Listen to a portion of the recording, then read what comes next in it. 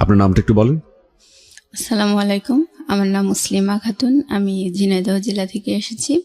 বয়স কত আপনার এই মুহূর্তে? আমার বয়স এখন 28 বছর। 28 বছর। জি। এবং আপনি ঢাকা শহরে এখন থাকছেন? না, আমি ঢাকা শহরে থাকি না, আমি ঝিনাইদহতেই থাকি। আমি চাকরি করি উপসহকারী কৃষি অফিসার, খামারবাড়িতে আমার হেড অফিস। আমার পোস্টিং ঝিনাইদহতেই। মানে আপনার ওখানেই বাড়ি এবং ওখানেই আপনি কাজকর্ম করেন? জি, মাস্টার্স পড়ি আমি ইডেন মহিলা ওকে, কলেজে।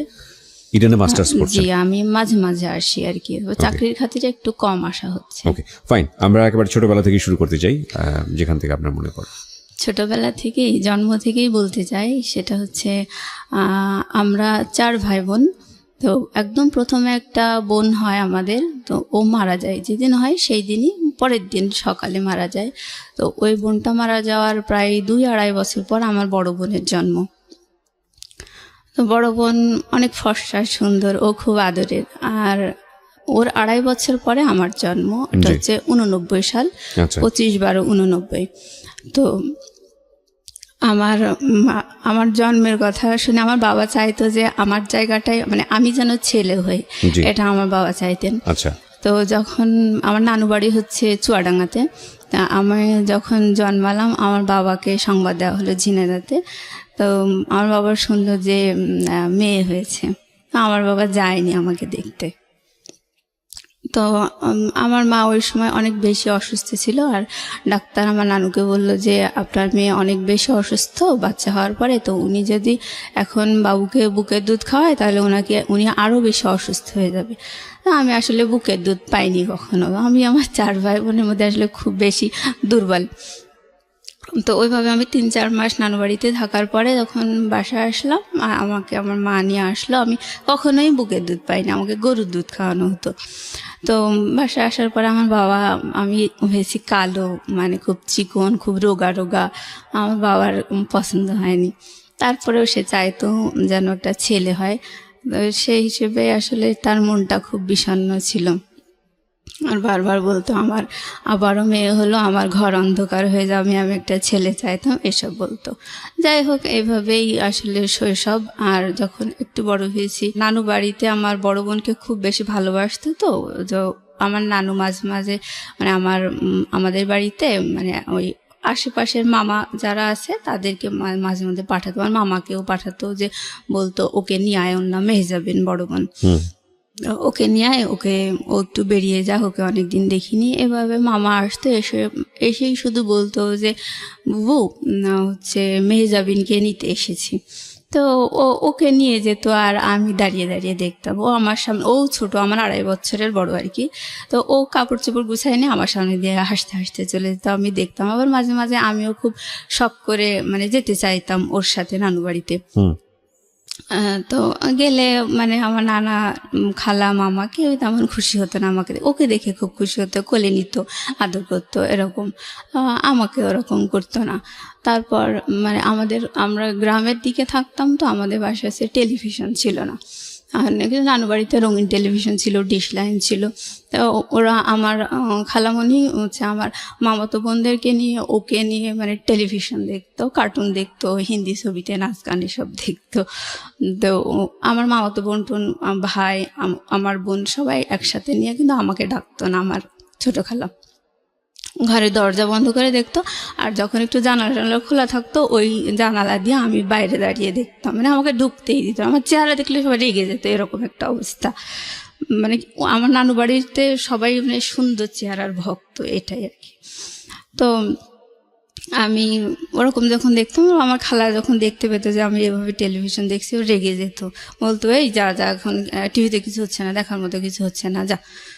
তারপরেও দেখতাম। পরে আমার খালা দেখা যাচ্ছে যে এই রিমোট দিয়ে এই চ্যানেল সেই চ্যানেল টিপি করতে করতে টেলিভিশনটা বন্ধ করে দিত, দিয়ে বেরিয়ে আসতো। তখন মামাতো বোন, আমার বোন সবাই বেরিয়ে আসতো, বাধ্য হয়ে, ওদের হাতে তো রিমোট থাকতো না।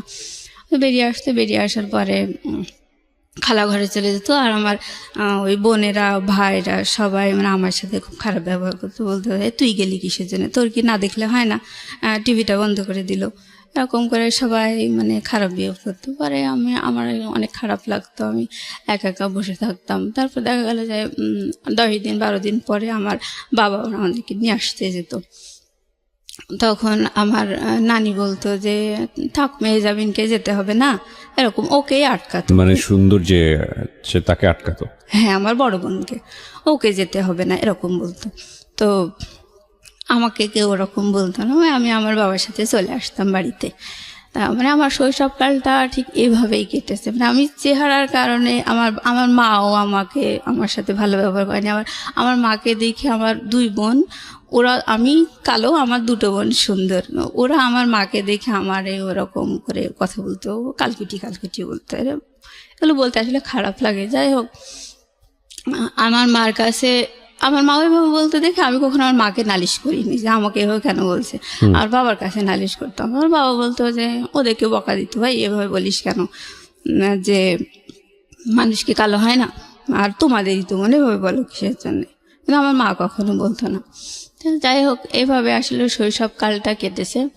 তো আমি যখন ক্লাস 8-এ পড়ি তখন আমার বোন পড়ে ক্লাস 10-এ, বড় বোনটা। ওই সময় ওর একটা বখাটে ছেলের সাথে অ্যাফেয়ার হয়। সে বাবার একটাই মাত্র ছেলে ছিল, অনেক প্রপার্টি ছিল, বাট সে মানে পড়াশোনা করতো না, এরকম একটা ছেলে। তো বাসায় খুব ওকে নিষেধ করতে, টানা প্রায় 1-1.5 বছর ওরকম অ্যাফেয়ার, নানান ফোনে কথা টথা বলা, নানান ঝামেলা, বাসা থেকে খুবই নিষেধ করতো ওকে, কিন্তু ও শুনতো না। তাই হোক, অবশেষে ও মানে এসএসসি পরীক্ষা দিল হচ্ছে 2002 সালে। তখন ও 2টা সাবজেক্টে ফেল করলো, আমার বড় বোনটা। জি, আপনার বড় বোন যখন এসএসসি দিচ্ছে তখন আপনার বয়স কত? আপনি কোন ক্লাসে পড়ছেন? তখন আমি পড়ি ক্লাস 8-এ। ক্লাস 8। ওকে। মানে ও যখন এসএসসি দেয় তখন হচ্ছে আমি ক্লাস 8-এ, 9-এ কেবল উঠেছি আর কি। জি। ওটা হচ্ছে 2002 সাল।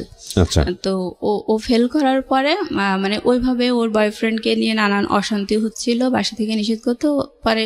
আমার মা বয়ফ্রেন্ডকে নিয়ে মানে বড় অপার বয়ফ্রেন্ড আর কি, বড় বোনের অ্যাফেয়ার ছিল একটা বখাটে ছেলের সাথে। তো ওকে নিয়ে অশান্তি হচ্ছিল? ও আচ্ছা, মানে বাড়ি থেকে অশান্তি হচ্ছিল। বাড়ি থেকে খুব নিষেধ করতো, মানে ফেল করার পরে আরো বেশি অশান্তি হচ্ছিল। হ্যাঁ হ্যাঁ। তো ও বাসা থেকে যে ওড়নাটা পরে গেছে, বোরকার উপরে নেকাপ টেকাপ পরে ওড়না পরে গেছে একটা। তো আমার বাবা বাইরে দাঁড়িয়েছে, দেখছে যে মেয়ে ঢুকছে এরকম। তো ও ক্লাসে ঢুকে পরীক্ষা টরীক্ষা কতটুকু দিয়েছে ও জানি না। যাই হোক, ও মানে আধা ঘন্টা কি 1 ঘন্টা পরে ওয়াশরুমে যে ওপরের ওড়নাটা চেঞ্জ করে ওই সামনের দরজা মানে বারান্দা দিয়ে চলে এসছে বাবা মাকে দেখতে। ও দেখছে যে বাবা মা ওকে দেখতে পাচ্ছে, কিন্তু বাবা মা ওড়না চেঞ্জ করছে দেখো, বাবা মা তোকে চিনতে পারেনি। তারপরে একাডেমিক বিল্ডিং এর পিছনের গেট দিয়ে ওর বয়ফ্রেন্ডের সাথে চলে গেছে। মানে বাড়ি থেকে পালিয়ে গেল। পালিয়ে যাওয়ার পরে ওকে নিয়ে খুব টেনশন, মানে আমাদের এলাকায় ওই প্রথম মানে পালিয়ে গেল আর কি। আর মানে পরীক্ষা সেন্টার থেকে পালিয়ে যাওয়াটা মানে সব মিলিয়ে খুব বিচ্ছিরি একটা কেলেঙ্কারি অবস্থা। আর বাবা মা মানে একেবারে হতাশ। তো ও তো বিশাল একটা হার্ট করলো। তো আমার বাবা আসলে কেমন পাগলের মতো, ওর তো প্রায় 6 মাস মতো কোনো খোঁজই পাওয়া যায়নি। ও পালিয়ে যাওয়ার 4-5 দিন পরে বাসায় টেলিফোনে ফোন করছে। ফোন করে বলছে যে আব্বা রিসিভ করার পরে ও আব্বা বলছে যে মা তুমি আমাকে দেখতে আসবে না, কাঁদছে বলছে। তখন ও বলছে যে না, তোমাদেরও আমার দরকার নেই, আমারও তোমার দরকার নেই।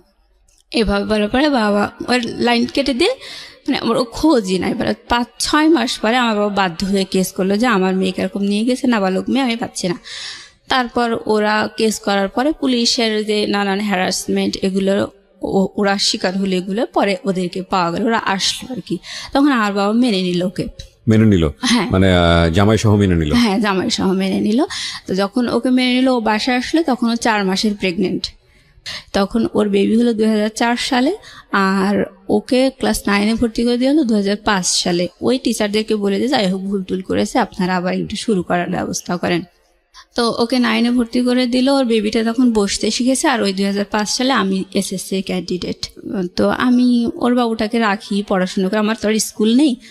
ও যেত স্কুলে আর পড়াশোনা করতো। যাই হোক, এইভাবেই ও এসএসসি পাশ করলো। তারপর এসএসসি পাশ করার পর ওর হাজব্যান্ড বিদেশে গেল। আমার বাবাই খরচা করে বিদেশে পাঠায়, মানে ওদের সাথে আসলে আত্মীয়তা হয় না, কিন্তু তারপরেও মেনে নিয়েছে, কি করা যাবে।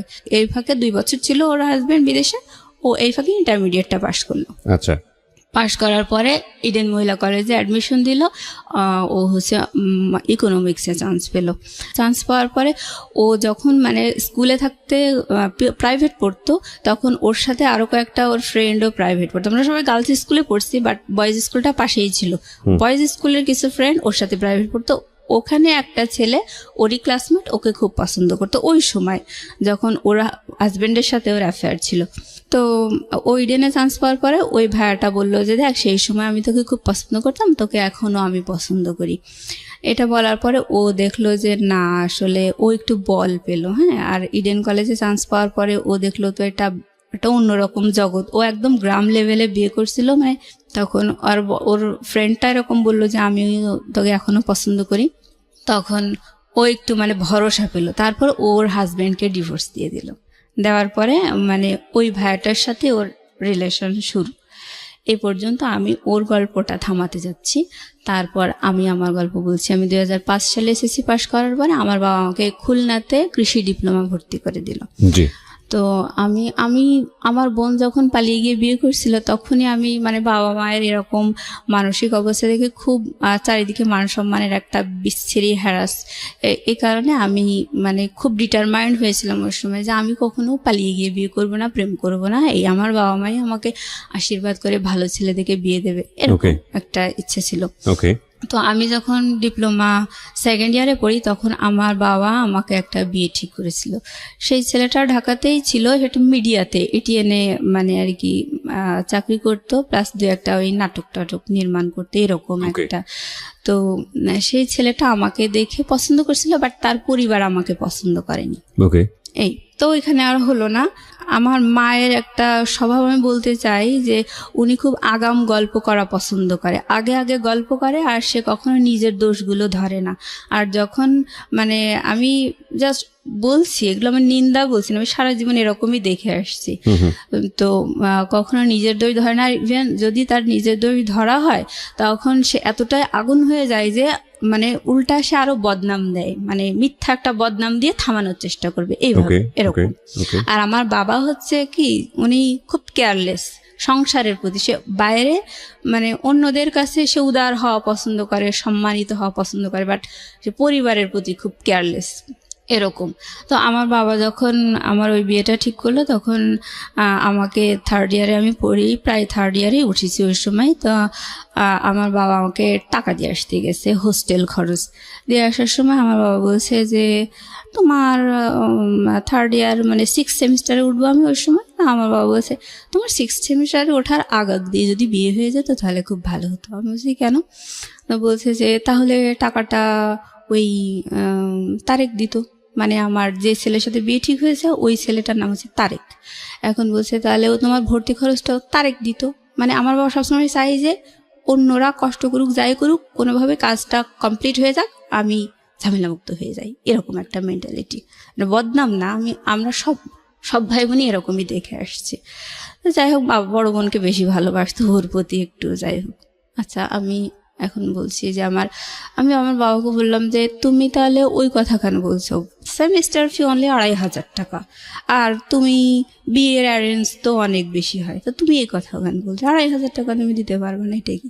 আমার বাবা কোনো কথা বললো না, আমাকে টাকা দিয়ে বাসায় চলে গেল। তো আমার যখন বিয়েটা ঠিক হয়েছে, অলরেডি আমার সাথে তার দেখা হয়নি, কিন্তু আমার বোন, আমার ভাই তাকে দেখে এসছে। মানে ছেলেটা আমার জীবনে একটা ইয়াং ছেলে চেহারা, এত মানে একটা হাড্ডি সার, হ্যাঁ, আর চুলগুলা বড় বড় এরকম, মানে আমি একেবারে চুজেবল না। তো বয়সও অনেক। যাই হোক, তারপর আমি সবসময় বলতাম যে না, আমি কখনো, বাবা মা আমাকে আশীর্বাদ করে দেবে, সেই হিসেবে আমারও মানে ওদের বর্ণনা শুনে আমার পছন্দ হয়নি, তারপর আমি মেনে নিয়েছিলাম।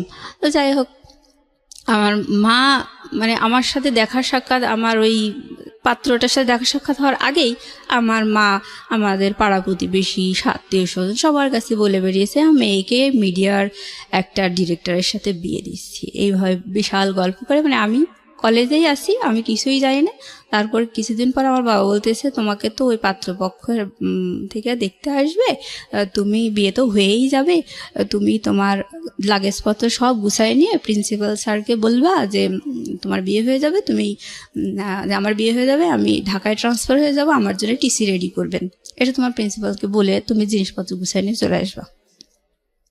তো এর মাঝে আমার ওই ছেলেটা আমাকে দেখতে এসেছে। দেখতে আসার পরে আমাকে দেখে বেশ পছন্দ হয়েছে তার। তো আমার বান্ধবীদেরকে আমারও পছন্দ, মানে সে আমাকে পছন্দ করছে, বাট তাকে দেখে আমার মোটেও পছন্দ হয়নি, আমার বান্ধবীদেরও পছন্দ হয়নি। এই তোরে কি ঠিক করছে, বাদ দে, এরকম বললো। তারপর আমি বলছি, না রে, বাবা মা ঠিক করেছে, তা থাক, সব তো আর চেহারার মধ্যে নেই, ভালো মন মানসিকতা থাকতেই পারে। আমি আর কিছু বললাম না। তারপর প্রিন্সিপাল স্যারকে ওইভাবে বলে আমি বাসায় চলে আসছি। তো বাসায় যখন আসার পরে আশেপাশে লোকজন বলছে, আর কয়দিনই বা 2 দিন বাদে তো শ্বশুর বাড়িতে চলে যাবে, এরকম করে বলতেছে। এবং আমি খুব হতবাক, না আমার সাথে এখন তো কিছুই হয়নি, তাই এত লোকে জানে বিষয়টা, খুব অবাক লেগেছে। তারপর আমি চলে আসলাম। বাসায় আসার পরে ওই পাত্রপক্ষের বাবা মা ওরা দেখতে আসলো। আসার পরে কিছু বললো না, বাড়িতে যে বললো যে মেয়ে দেখে পছন্দ হয়নি, এরকম। যাই হোক, ওই পার্টটা চুকে গেল। বিয়ে যেহেতু হলো না, আমি আবার পরে প্রিন্সিপাল স্যারকে ফোন দিয়ে বললাম যে স্যার এরকম আমি কলেজে আসতে চাচ্ছি। তো তখন প্রিন্সিপাল স্যার আসলে ওই মুহূর্তে একটু অন্য টেনশনে ছিল, হয়তো একটু মনটা খারাপ ছিল। তখন আমার বলছি, দেখো বাবু, তুমি আমাকে বলেছিলে টিসি রেডি করতে, আমি তো ওইটা নিয়েই আসি, তোমার জন্য আমি টিসি রেডি করছি, যাই হোক তুমি আমার ফোন দিও না। মানে ওই সময় উনি অন্য কারণে টেনশনে ছিল, আমার সাথে ভালো বিহেভ করেনি। এবার আমি আমার বাবাকে বলছি, মাকে বলছি যে স্যার থেকে কথা বললো, এখন কি করা যায়? তখন আমার মা আমার বাবা দুজন মিলে আমাকে ওই লাগেজপত্র সব নিয়ে আবার আমাকে কলেজে রেখে আসলো এবং প্রিন্সিপাল স্যারকে সব ঘটনা খুলে বললো, মানে মিথ্যা বললো যে ওরা প্রাইভেট কার দাবি করেছে দেখে আমি মেয়েকে দিই। আমার চেহারা দেখে পছন্দ হয়নি, এটা বলে নাই আর কি।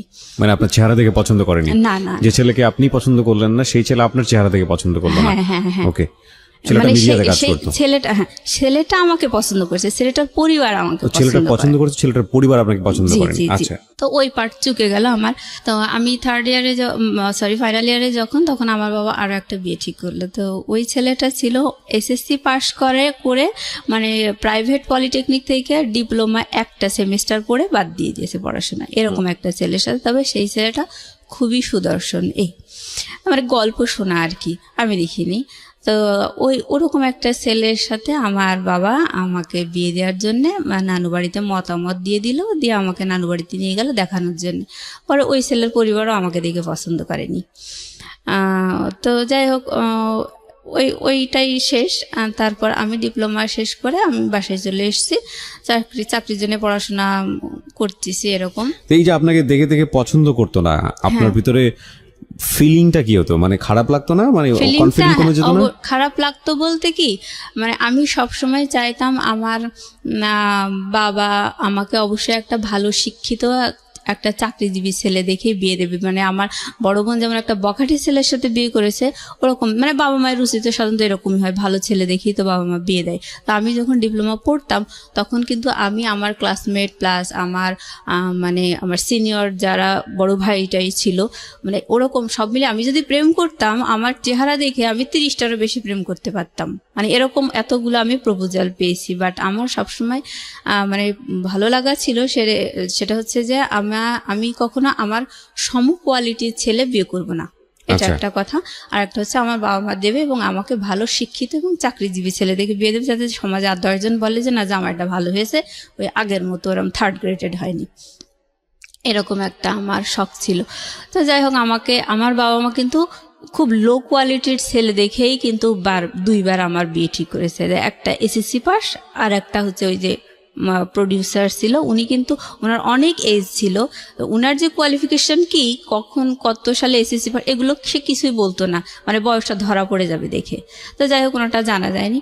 এই পার্টগুলো চুকে গেল। তো আমি ডিপ্লোমা শেষ করে বাসায় এসে মানে ওই সময় যখন পড়তাম আর কি ডিপ্লোমা, তখন ফাইনাল ইয়ারের দিকে এসে আমার বেশ কয়েকটা বান্ধবীর বিয়ে হয়। তো ওরা অ্যারেঞ্জ ম্যারেজ, সব বাবা মাই দিয়েছে ওদের। তো ওদের হাজবেন্ডরা মানে শিক্ষিত ছিল, সবাই অনার্স মাস্টার্স পাস, ইভেন তারা ভালো প্রাইভেট ফার্মে জব করতো এরকম। তা আমার দেখে ভালোই লাগতো। তা আমি তখন ভাবতাম যে আমার বাবা মায়ের উপর আমি এতটা ডিপেন্ড করি, আর আমার জন্য কোন কোয়ালিটির ছেলে ঠিক করেছে। যদিও তারা আমাকে দেখে পছন্দ করেনি, তা আমাকে দেখে পছন্দ করেনি দেখেই মানে আমি রেহাই পেয়েছি। হ্যাঁ, মানে আমার বাবা মা কখনো আমাকে জিজ্ঞাসা করেনি যে তোমার কেমন ছেলে পছন্দ বা এই দুটো ঠিক করেছি, এগুলো তোমার ভালো লেগেছে না, এগুলো আমাকে কখনো জিজ্ঞেস করেনি। তো আমার এরকম একটা খুব মনক্ষুণ্ণ ছিলাম আমি যে কেমন একটা ছেলে দেখলাম, আমার বান্ধবীদেরও তো বিয়ে হলো। তো এরকম নিয়ে আমার খুব মনটা খারাপ ছিল। ওইভাবে আমি বাসায় পড়াশোনা করি।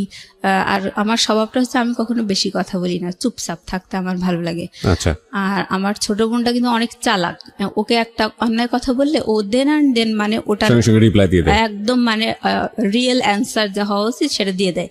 আর আমার বড় বোন কিন্তু একটু বেশিই চালাক, ওকে যদি একটা অন্যায় কথা বলা হয় ও ওই অন্যায় কথাটা যে ওটা যে আসলে অন্যায় কথা এটা পেটের থেকে বের করার জন্য ও আর একটা পাল্টা অন্যায় কথা বলে দেবে, দেওয়ার পরে ও সত্যিটা যাচাই হয়ে যাবে এরকম। আর আমি হচ্ছে অন্যায় কথা শুনে চুপ করে বোকার মতো হা করে থাকি, মানে কোনো প্রতিবাদ করতে পারি না, মানে কি যে অ্যান্সার হবে সেটাই আমার মাথায় ঢোকে না। পরে দেখা যায় যে ওটা নিয়ে আমি 3 দিন 4 দিন ধরে চিন্তা ভাবনা করছি কেন এটা বললো, এটার অ্যান্সার কি হতে পারে। পরে দেখা যায় যে আর উত্তর দেওয়ার সময় থাকে না, এরকম স্বভাবের হচ্ছে আমি। তো যাই হোক, আমি বাসায় মাঝে মাঝে বান্ধবীদের কথা মনে পড়ে। তো আমার বাবা মায়ের এরকম পাত্র ঠিক করা দেখে খুব খারাপ লাগে। তো আমি বাসায় এসে চাকরি বাকরির জন্য পড়াশোনা করছি। আমার বোন কিন্তু ইডেনে চান্স পেয়েছে 2010 সালে।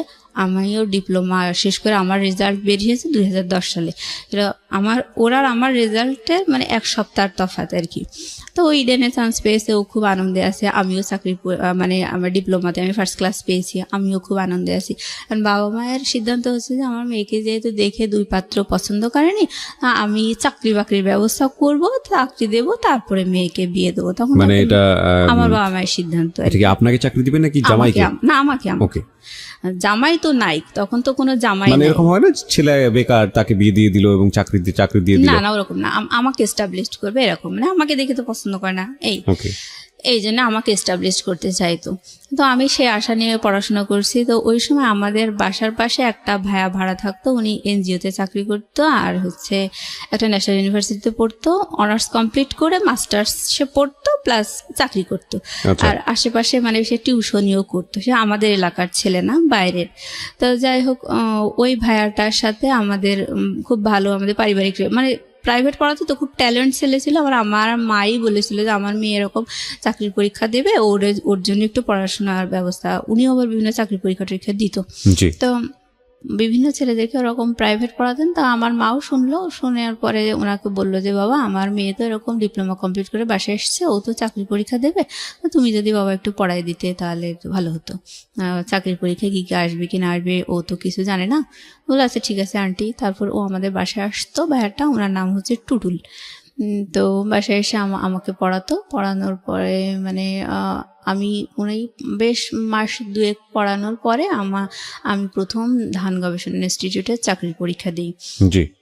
দেওয়ার পরে আমি চাকরি পরীক্ষায় প্রথম পরীক্ষাতেই আমি টিকছি। আর আমি প্রথম চাকরি পরীক্ষা দিই ওর পড়ানোর মাধ্যমে আর কি। বয়ফ্রেন্ড? হ্যাঁ, আমার বয়ফ্রেন্ড। নাম ছিল টুটুল, ওনার নাম। তো ও আমাকে পড়াতো। আমি যখনই চাকরি পরীক্ষায় টিকেছি, মেরিট লিস্টে যখন আমার নামটা এসছে, আমি সাথে সাথে ফোন করে দিছি যে বাবা আমি টিকেছি। তখন আমার আব্বা এত খুশি, আমার বয়ফ্রেন্ডকেও বলে দিয়েছে যে বাবা ও না টিকেছে, কিন্তু ও যে আমার বয়ফ্রেন্ড এটা আমার বাসা থেকে কেউ জানতো না। কত সালে টিকলেন আপনি? 2010 সালে। তো আমার বাবা ওকে মানে একদম বাড়ির ছেলের মতো ভালোবাসতে লাগলো আর কি। কোনো সমস্যা হলে বা ছেলে মেয়েকে কি পড়াবে বা এরকম সব ধরনের মানে পারিবারিক সিদ্ধান্তে ওকে বড় ছেলের মতো করেই ভালোবাসতো, ওর কাছ থেকে সিদ্ধান্ত নিত, আলাপ করতো এরকম। তো যাই হোক, এবার ওর সাথে আমার তো অ্যাফেয়ার, আমি বিষয়টা গোপন রাখছিলাম। পরে বাসায় যখন দেখলাম যে ওকে তো বেশ ভালোবাসছে, আর আমার বাবাও হঠাৎ আমার মায়ের সাথে মানে এই কথায় কথায় আলাপ করতে লাগলো যে আচ্ছা টুটুলের সাথে যদি মুসলিমাকে বিয়ে দিই তাহলে কেমন হয়। না, আমার মা তো নানু বাড়ির ওই ওই স্বভাবে বড় হয়েছে। আসলে উনিও মানে চেহারার ভক্ত আর কি। আমার বয়ফ্রেন্ডের চেহারা আমার মা পছন্দ করতো না। ও কালো ছিল তো পছন্দ করতো না। আমার মা একটু আমতা আমতা করে ওর মানে খুব একটা মত দেয়নি। তা এভাবেই আর কি চলছিল। তো আমি আমার ছোট বোনকে যখন বললাম, পরে আমার ছোট বোন বলছে যে ভালোই তো, ভাইয়াটা তো অনেক চেহারায় তো আর সব না, সে তো যথেষ্ট মেধাবী, আর তার স্বপ্ন ছিল হলে বিসিএস পরীক্ষা দেবে, বিসিএস ক্যাডার হবে। তো আমার বড় বোনেরও স্বপ্ন, টিচাররা স্বপ্ন দেখাইছে বিসিএস এ তোমাকে হেল্প করা হবে। তো ও বিসিএস এর জন্য পড়তো, প্লাস আমার বোনকেও বিসিএস এর জন্য পড়াতো। তো আমি ওই সময় ওকে বলছি যে দেখো মা, আমি হচ্ছে যখন ওর কাছে আমি একা একা থেকে পড়তাম তখন আমি ওকে তুমি করে বলতাম, আর যখন আমার বোন আসতো পড়তে তখন আমি আপনি করে কথা বলতাম। যাই হোক, এবার ওকে আমি একা পেয়ে বলতেছি যে দেখো আমার না অনার্স পড়ার খুব শখ, বড় আপি হচ্ছে অনার্সে চান্স পেয়েছে, ও তো একদম ঝরেই গিয়েছিল, তারপরে ওকে কত ভালো জায়গায় উঠায় নিয়ে আসছে। আমারও ইংলিশে অনার্স পড়ার খুব শখ, আমার ডিপ্লোমা পড়ার মোটেও শখ ছিল না। বুঝতে আচ্ছা ঠিক আছে, এটা তো ইন্টারমিডিয়েটের সমমান, তুমি তো অ্যাডমিশন দিতে পারবা, তা আমি অ্যাডমিশনের বই টইগুলো নিয়ে এসে তোমাকে পড়াবো। তাই বলে ও আমাকে পড়াতে লাগলো। আর বিএল কলেজে ও খোঁজ নিল যে আমি অ্যাডমিশন দিতে পারবো কিনা। তখন ওখান থেকে বলে দিল যে না, সেশন ওভার হয়ে গেছে, 1 ইয়ার ওভার হয়ে গেছে। এটা যদি 2009 সাল হতো তাহলে ও অ্যাডমিশনের জন্য ফর্ম তুলতে পারতো। তো আমার হলো না, ওখানেই ব্রেক হয়ে গেল। তো আমি খুব কষ্ট পেলাম। আর আমি যখন অনার্সের জন্য পড়তাম তখন আমার বড় বোন বলতো অনার্সের জন্য তোর পড়ার কি দরকার, তুই চাকরি বাকরির জন্য ট্রাই কর, চাকরি করার মতো যোগ্যতা তো তোর হয়েছে, তোর এসব মানে ও জেলাস ছিল এক কথায়, চাইতো না যে আমি আর একটু উপরে উঠি। তো ওরকম করে ও নিষেধ করতো, আমি ওগুলো কানে তুলতাম না। তারপর ওটা হলো না দেখে আমার বেশ একটু মন খারাপ হয়ে গেল। এর মধ্যে আমার ওইভাবে আর কি আমাদের ঘটনাগুলো চলতে লাগলো। আর এর মধ্যে হঠাৎ আমার ছোট বোন, ও এসএসসি পাশ করে আসলে 2006 সালে, ওর ডিপ্লোমা ভর্তি করে দিয়েছিল বাবা যে ঢাকাতে মহিলা পলিটেকনিকে সিভিলে। ওর ডিপ্লোমা মানে ওরও প্রায় শেষের দিকে। ওই সময় ওর একটা বয়ফ্রেন্ড ছিল, ছেলেটার বাসা হচ্ছে বরিশালে। তো বরিশালের মানুষকে আমাদের এলাকায় খুব ডেঞ্জারাস মনে করে, তো ওকে সাপোর্ট করতো না। তো ও আবার ওর ওই বয়ফ্রেন্ডের সাথে একটু বেড়াতে গিয়েছিল কোথায় জানি, যাই হোক। তো ওর ফোনটা ছিল অফ, যার কারণে আমার বাবা একটু টেনশন করলো যে কেন ওর ফোনটা অফ, বেশ মানে হাফ বেলা অফ পেয়েছে। আপনার ছোট বোনের? আমার ছোট বোন। কি নাম ছিল? ওর নাম তাসফিয়া। আর ওর বয়ফ্রেন্ডের নাম আমার মনে নেই। যাই হোক, তো ও তাসফিয়ার ফোন অফ দেখার কারণে আমার বাবা, ওর একটা ক্লাসমেট ছেলে, সে ওকে ফোন দিয়ে বললো বাবা তাসফিয়ার ফোনটা তো আমি অফ দেখছি, তো তুমি একটু দেখো তো, সেও ঢাকায় পড়তো, তুমি একটু দেখো তো ও কোথায় আছে, অফ দেখছি, আমার টেনশন লাগছে, আমার ছোট মেয়ে বাইরে পড়ে। যাই হোক, এবার ও জানতো যে ওর ওই বয়ফ্রেন্ডটা বরিশালের ছেলে, এগুলো ও জানতো। আর ও খুব জেলাস ছিল, হ্যাঁ, মানে ওর ওই ফ্রেন্ডটা ওকে পছন্দ করতো, কিন্তু ওর বরিশালের ছেলের সাথে অ্যাফেয়ার দেখে ওর একটু রাগ টাগ ছিল এরকম। তো ও দেখলো এটা একটা প্রতিশোধ নেওয়ার বেশ ভালো সময়। তো ও মানে আমার বোনকে কোনো খোঁজ খবর না নিয়ে ও ফোন ট্রাই করেছে, ফোনটা অফ দেখেছে ওর ওই ফ্রেন্ডটা। তারপর ও হচ্ছে আমাদের পাড়ায় কয়েকটা ওর পরিচিত, মানে ওর এই ফ্রেন্ডটার পরিচিত কয়েকটা মেয়েকে ফোন দিয়ে বলেছে যে তাসফিয়াকে না পাওয়া যাচ্ছে না, ও পালিয়ে গেছে, এরকম করে বলেছে। বলার পরে তখন পাড়া প্রতিবেশীরা মানে একটু মনক্ষুণ্ণ, মানে তারাও একটু ঠাট্টা করার সুযোগ পেল, বলতেছে ও ওনার 2 সুন্দরী মেয়ে তাহলে একই কাজ করলো, এরকম বলতেছে। বলার পরে এটা তো মানে খুব প্রেস্টিজের একটা বিষয় হয়ে গেল। তখন আমার মা খুব টেনশন করছিল। পরে আমার ভাই ওকে ফোনে ট্রাই করার পরে ওকে প্রায় সন্ধ্যার দিকে ওর ফোনটা মানে ওপেন পেয়েছে আমার ভাই। পাওয়ার পরে ওকে বললো যে জানিস তোর টেনশনে আম্মা হচ্ছে স্ট্রোক করেছে, এখন অবস্থা অনেক খারাপ, হার্টের খুব সমস্যা, মানে হার্ট হয়তো বাইপাস করা লাগতে পারে, তুই যেখানে আসিস তুই তাড়াতাড়ি চলে আয়। ওকে। এবার ও তো টেনশন, ও খুব মা ভক্ত ছিল, তো ও টেনশন মানে একেবারে জামা কাপড় 2-4টা গুছায় নিয়ে বাসায় চলে এসেছে। আসার পরে ওর ফোন কেড়ে নিয়েছে বাবা, আমার মা বাবা দুজনে মিলে ওর মানে সেলফোনটা কেড়ে নিয়েছে। দেওয়ার পরে ওকে বলেছে যে কিছুই হয়নি, তুমি এরকম এরকম করেছো, তোমাকে বিয়ে দিয়ে দেওয়া হবে। ওকে, বড় মেয়ে একবার এরকম করলো, তুমি এরকম হ্যারাস করতেছো, আমাদেরকে প্রেস্টিজ নেই, আমাদেরকে সমাজে বাস করতে হবে না, তোমাকে বিয়ে দিয়ে দেবো। তারপর ও তো মানে হতভম্ব হয়ে গেল, কি শুনলাম আর কি শুনছি এখন বাসায় এসে। যাই হোক, ওর ওরকম মানে যখন ওর ফোনটা কেড়ে নিল, তাই হোক ওর জন্য ছেলে টেলে দেখা হচ্ছে। তো আমাদের দুঃসম্পর্কের এক আত্মীয়র মধ্যে এক ঘটক ধরা হলো, উনি আমাদের ফুপ্পা হয়।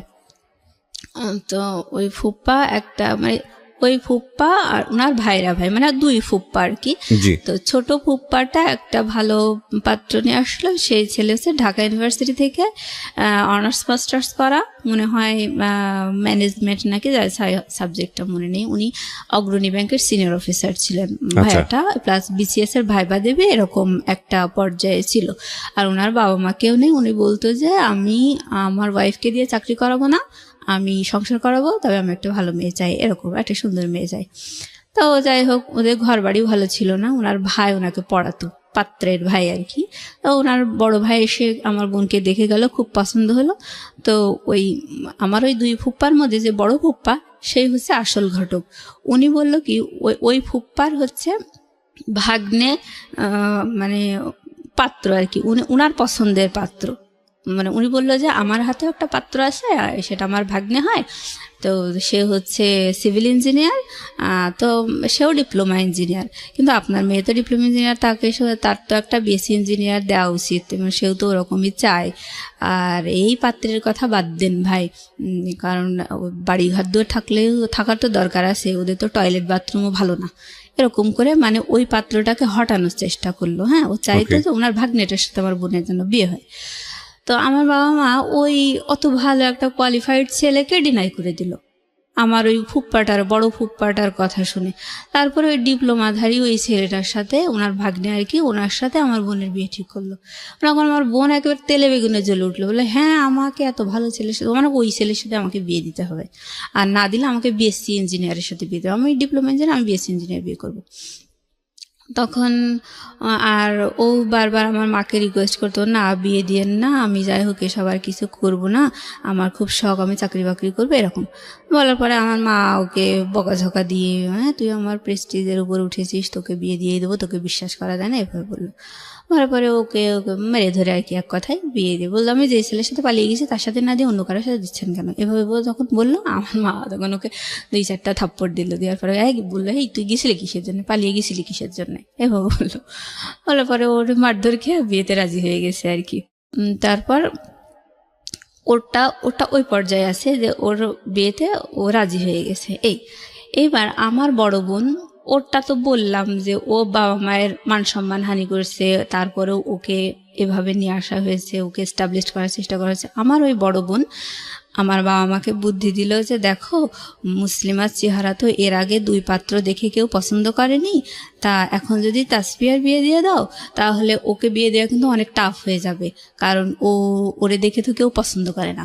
তখন সবাই ভাববে যে এর কোনো সমস্যা আছে, ছোট বোন সুন্দরী, ছোট বোনটার বিয়ে হয়ে গেছে, এর মধ্যে কোনো ঝামেলা আছে, তখন বিয়ে দিতে পারবা না। ওকে, এটা আমার বাবা মাকে বুদ্ধি দিয়ে মাথা ওয়াশ করলো। তো আমার ঘটক যখন আমার ছোট বোনের বিয়ের ব্যাপারে কথাবার্তা হচ্ছিল, তখনও আমার বাবা কিন্তু বলেছে যে আমার মেজো মেয়েটা হচ্ছে ওকে চাকরি করাবো, ওর জন্য একটু জমিও রেখে দিয়েছি, ওই সরকারি চাকরি পরীক্ষাও একবার টিকেছে, আমরা জানি ও টিকবে, আমাদের আশা আছে, বিশ্বাস আছে। তো ওর ওই জমিটা বিক্রি করে ওর চাকরি ঘুষি দিয়ে ওরে চাকরি দিয়ে তারপর বিয়ে দেবো, এই মেয়েটাকে আমরা বিয়ে দেবো না। আর ঘটকও আমার চেহারা দেখে বললো যে হ্যাঁ এই মেয়েটা চাকরি দিয়ে বিয়ে দেওয়াই ভালো, এভাবে বললো। তা যাই হোক, এবার আমার বড় বোন আমার ঘটক বলল যে আমার হাতে কিন্তু আরও একটা পাত্র আছে, কিন্তু এই মেয়েটা চাকরি দিয়ে বিয়ে দেওয়াই ভালো, তবে পাত্রর পক্ষটা ওরা কিছু নেবে না, আর ওর বাবা হলো হাজি, খুব ভালো মানুষ, আর ছেলেটা দেশের বাইরে থাকে, প্রায় 10-12 লাখ টাকার গহনা এনেছে, তারা খুবই বউয়ের ভক্ত, তাদের বাড়ির বউরা খুব সুখী। এটা আপনার কথা বলছে? আমার কথা বলছে, মানে ঘটক এভাবে একটা পাত্রের ব্যাপারে আমার বাবা মায়ের কাছে বলছে। আজকের এই গল্পটা, প্রিয় শ্রোতা, একটা বিষয় আপনাদেরকে একটু ইন্টারাপ্ট করছি। আজকের এই গল্পটা একটা মেয়ে পাত্রস্থ হতে গিয়ে কি পরিমাণ পারিবারিক চাপের মধ্যে থাকতে হয় মেয়েটাকে নিজে এবং পরিবারকে আমাদের দেশে, সেটার একটা গল্প আপনারা বলতে পারেন, এবং সেটার পরিণতিও বা কি দাঁড়ায় সেটাও দেখার একটু বাকি আছে। আমি ইন্টারাপ্ট করছি না, আর হ্যাঁ বলুন তারপর। হ্যাঁ, তারপর হচ্ছে আমার বোন ওইভাবে বোঝানোর পরে আমার বোন, আমার মা বাবা মানে রাজি হয়ে গেল যে হ্যাঁ আসলেই তো তাই। তবে আমি সবচেয়ে বেশি অবাক হয়েছি যে আমার বড় বোন কি না করলো, আর আমি তো ওরকম কিছুই না, তাহলে আমাকে এভাবে বিয়ে দেবে, মানে আমার মাথায় কিছুই আসছিল না। আমার ছোট বোনকে যখন দেখে গেছে তখনও কিন্তু আমার বিয়ে নিয়ে কোনো কথা হয়নি। আমি তখনও মানে খুশি ছিলাম যে আমার তো চাকরি দিয়েই বিয়ে দেবে, এরকম একটা। তো আমি অনেক খুশি ছিলাম। তো আমার বড় বোন যখন ওরকম করে বললো, বলার পর আমার বাবা মা রাজি হয়ে গেল। তো আমি বলছি না, তোমরা তো আমাকে চাকরি করাবা তারপরে বিয়ে দেবা, এখন এসব কী ধরনের কথাবার্তা। তা আমার আমি বলছি এমনি তো আমার দেখে কেউ পছন্দ করে না, এসব বাদ দাও। তখন আমার মা বলছে পছন্দ করে না দেখে কি কেউ কি পছন্দ করবে না, কখনোই পছন্দ করবে, এর কোনো কথা হলো? আর থাক বাবা, আমি তোমারে দোয়া করে দেবো, এরকম করে আমার মাথায় হাত দিয়ে বলতেছে আমার মা। তা আমি বলছি না, দরকার নেই, ও দোয়া করার দরকার নেই। আমার মানে খুব রাগ হয়ে গেছে। আর আমার হচ্ছে বয়ফ্রেন্ড ছিল, তো ও মানে ওর প্রতি আমি একটু ইন্টারেস্টেড ছিলাম, এই আর কি। মানে ওইটার কারণে আমি চাইতাম যেন বিয়েটা না হয়। আর এই আমার জন্য যে ছেলেটা ঠিক করেছিল সেই ছেলে ইন্টারমিডিয়েট পাস, আর দেশের বাইরে থাকতো, থাইল্যান্ডে। তো ওইখানে সেই ওই শ্রমিক ভিসায় যাওয়া আর কি, হাতুড়ি পিটানো, এই কোয়ালিটির একটা ছেলে, টাকা পয়সা আছে এই। তা আমার তো সবসময় আমার চাওয়াই ছিল শিক্ষিত চাকরিজীবী একটা ছেলে এরকম, আর আমিও চাকরি করব এ ধরনের একটা ভালো লাগা, মানে একটা আমার বাবা মা তো আমার সেই আশাটা দিয়েছে, সেই হিসেবে আমি মানে নিজেকে তৈরি করে রেখেছিলাম। তো আমার যখন বাবা মায়ের ওই কথাগুলো শুনে আমার অনেক কষ্ট লাগলো, আর আমি প্রতিবাদ করতে লাগলাম যে না, আমি কখনো এই বিয়ে করব না। করার পর আমার বয়ফ্রেন্ডকে আমি বললাম দেখো আমার না এরকম করে বিয়ে ঠিক করেছে, আমারও বিয়ে ঠিক করেছে। তখন ও খুব অবাক হলো, বলছে তাই? তা ঠিক আছে, তাহলে তো তোমাদের বাসায় আর আসা যাবে না, যা হয় গোপনে তুমি আমারে বলো, হ্যাঁ আমি তোমারে সাজেশন দেবো। তাই বলে ও আর আমাদের বাসায় আসতো না। তো আমি ওকে আমার বড় ছোট বোনের ফোন মোবাইলটা কেড়ে নেওয়ার পরই আমার যখন বিয়ে নিয়ে কথা বলছে, সেই সময় আমি যে আপত্তি করছি তখন আমার মোবাইলটাও কেড়ে নিয়েছে আমার মা। তো আমি বলছি ও মা, আমার মোবাইল কেড়ে নিয়ে যাচ্ছ কিসের জন্যে? তখন আমার মা কোনো কথা বললো না। না বলার পরে আমার হচ্ছে ওই মানে ক্যামেরা ফোন ছিল আর কি, তো ওইখানে আমি বলছি ঠিক আছে তাহলে সিমগুলো খুলে নাও, আর ওখানে তো মেমোরি আছে, আমি না বসে গান টান শুনবো, আমার এই ফোনটা দাও। তো সিমগুলো খুলে নিয়ে আমাকে মেমোরি সহ ফোনটা দিল। আর আমি আমার বয়ফ্রেন্ডকে বলছিলাম জানো এইভাবে না সব নিয়ে নিয়েছে। তখন ও তাড়াতাড়ি করে ওর মানিব্যাগের ভিতর থেকে একটা ওই টেলিটক সিম বের করে আমারে দিয়েছে, দিয়ে বলছে যে যা হয় গোপনে আমারে জানাবা। তা আমি ওইভাবে মানে বাসায় গিয়ে কী হচ্ছে আমি ওকে জানাচ্ছি। জানানোর পরে ও বলছে যে ওই পাত্র যে ছেলের সাথে তোমার বিয়ে ঠিক করেছে ওই বিদেশের ওই ছেলের নাম্বারটা আমাকে দাও। এবার আমি দিলাম, দেওয়ার পরে ও ওই ছেলেকে বারবার ফোন করতো। ফোন করার পরে এখানে তো আমি তো স্বীকার করতে পারছি না যে আমার বয়ফ্রেন্ড আছে, ছেলে পক্ষকে তুমি বলতে পারছি না। তা আমি মানে খুব আমার আসলে একটা অস্বস্তিকর অবস্থার মধ্যে আমি আছি যে আমার বয়ফ্রেন্ডও আমাকে ভুল বুঝতেছে, বলছে ও অনেক টাকার গন্ধ শুনেছো, অনেক টাকার গল্প পেয়ে তুমিও দেখি আমার সাথে অভিনয় করা শুরু করছো, মানে ও আমাকে ভুল বুঝতেছে। হ্যাঁ, বলছে দেখো আমি তোমাকে ভুল যদি বুঝি বা তোমার প্রতি যদি আমার ভালো লাগা না থাকে তাহলে তো তোমাকে আমি বলতাম না যে আমারও বিয়ে ঠিক হয়েছে, তুমি এরকম করতেছো কিসের জন্য? মানে ও আমার বয়ফ্রেন্ডও খুব একটা পরিষ্কার মনের ছেলে ছিল না, আস্তে আস্তে গল্পের মাঝে বোঝা যাবে। তো যাই হোক আমি ওকে যখন বললাম ও বলছে যে আমি যা যা তোমাকে ডিরেকশন দেবো তুমি ঠিক তাই তাই করবা। এবার ও বলতো যে এবার আমাকে আমার ওই মানে পাত্রপক্ষ দেখতে আসছে, ছেলের বাবা আমাকে দেখতে এসছে, দেখতে আসার পর আমাকে দেখে খুব পছন্দ হয়েছে। পছন্দ হওয়ার পরে এবার মানে ছেলেটা বলছে যে আমার বাবার যেহেতু পছন্দ হয়েছে সুতরাং আমি মেনে নেব, আমার বাবার পছন্দ আমার পছন্দ। এই বলার পরে মানে তখন আমার মা বাবা মানে আহামরি খুশি যে আমাকে দেখে এই প্রথম একটা পাত্র পছন্দ করলো। কিন্তু পাত্রটার কোয়ালিটিটা কি, আমার কথা হচ্ছে ওইটাই, যে আমি সবসময় বলতাম যে আমার জন্য অন্তত একটা ভালো কোয়ালিটির ছেলে ঠিক করো, তারপরে সে যদি আমাকে দেখে পছন্দ না করে তখন না হয় আমি নিচের দিকে তাকাবো। তো এখন তোমরা তো শুরুতেই একেবারে রুট লেভেলের দিকে, তাই এসএসসি পাস, ইন্টারমিডিয়েট পাস, ওই বিদেশে যে হাতুড়ি পিটানো এসব কি। তো আমার মা আসলে আমার চেহারা নিয়ে তখনও মানে খুব নেগলেক্ট করে কথা বলতে লাগলো, ভাই বোন সবাই। আমি বিয়েতে মোটেই রাজি না। তো আমাকে যখন আমার মানে পাত্রের বাবা দেখে পছন্দ করলো, আমি আমার বয়ফ্রেন্ডকে বললাম, দেখো আমাকে দেখে না পছন্দ করেছে।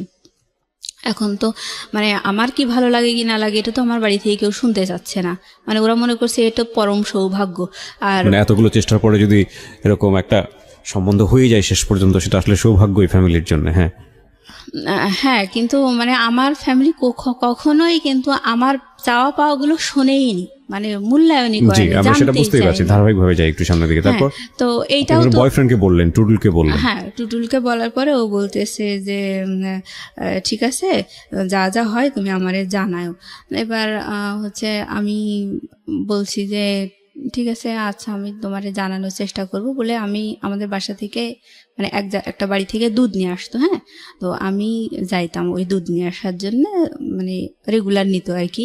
তো ওই ফাঁকে আমি একটা গোপন জায়গায় মানে একটু ঝোপঝাড় দেখে এরকম দেখে দাঁড়ায় ওই ওর যে সিমটা আমাকে দিয়ে গেছিল ওই সিমটা ওপেন করে একটু কথা বলতাম যে বাড়িতে এই সমস্যা হচ্ছে, তুমি কিন্তু ভুলেও ওই ছেলেকে ফোন করবা না, মানে ওটা আমার উপরেই চাপ আসতেছে, তো তুমি যেন ভুলেও ফোন দিও না।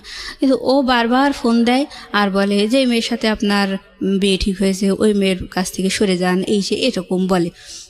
বলার পরে ওই ছেলেটা আবার আমার মানে ঘটককে জানাই দেয়, ঘটক আবার আমাদেরকে বলে দেয় এরকম ডিস্টার্ব হচ্ছে, কে সেই ছেলেটা। তখন আমার বাবা মা বলে যে না, আসলে এই 10টা শত্রুর মধ্যে বসবাস করি, এরকম হয়তো কেউ শত্রুতা করছে। এই তো ছেলেটা কে ছিল?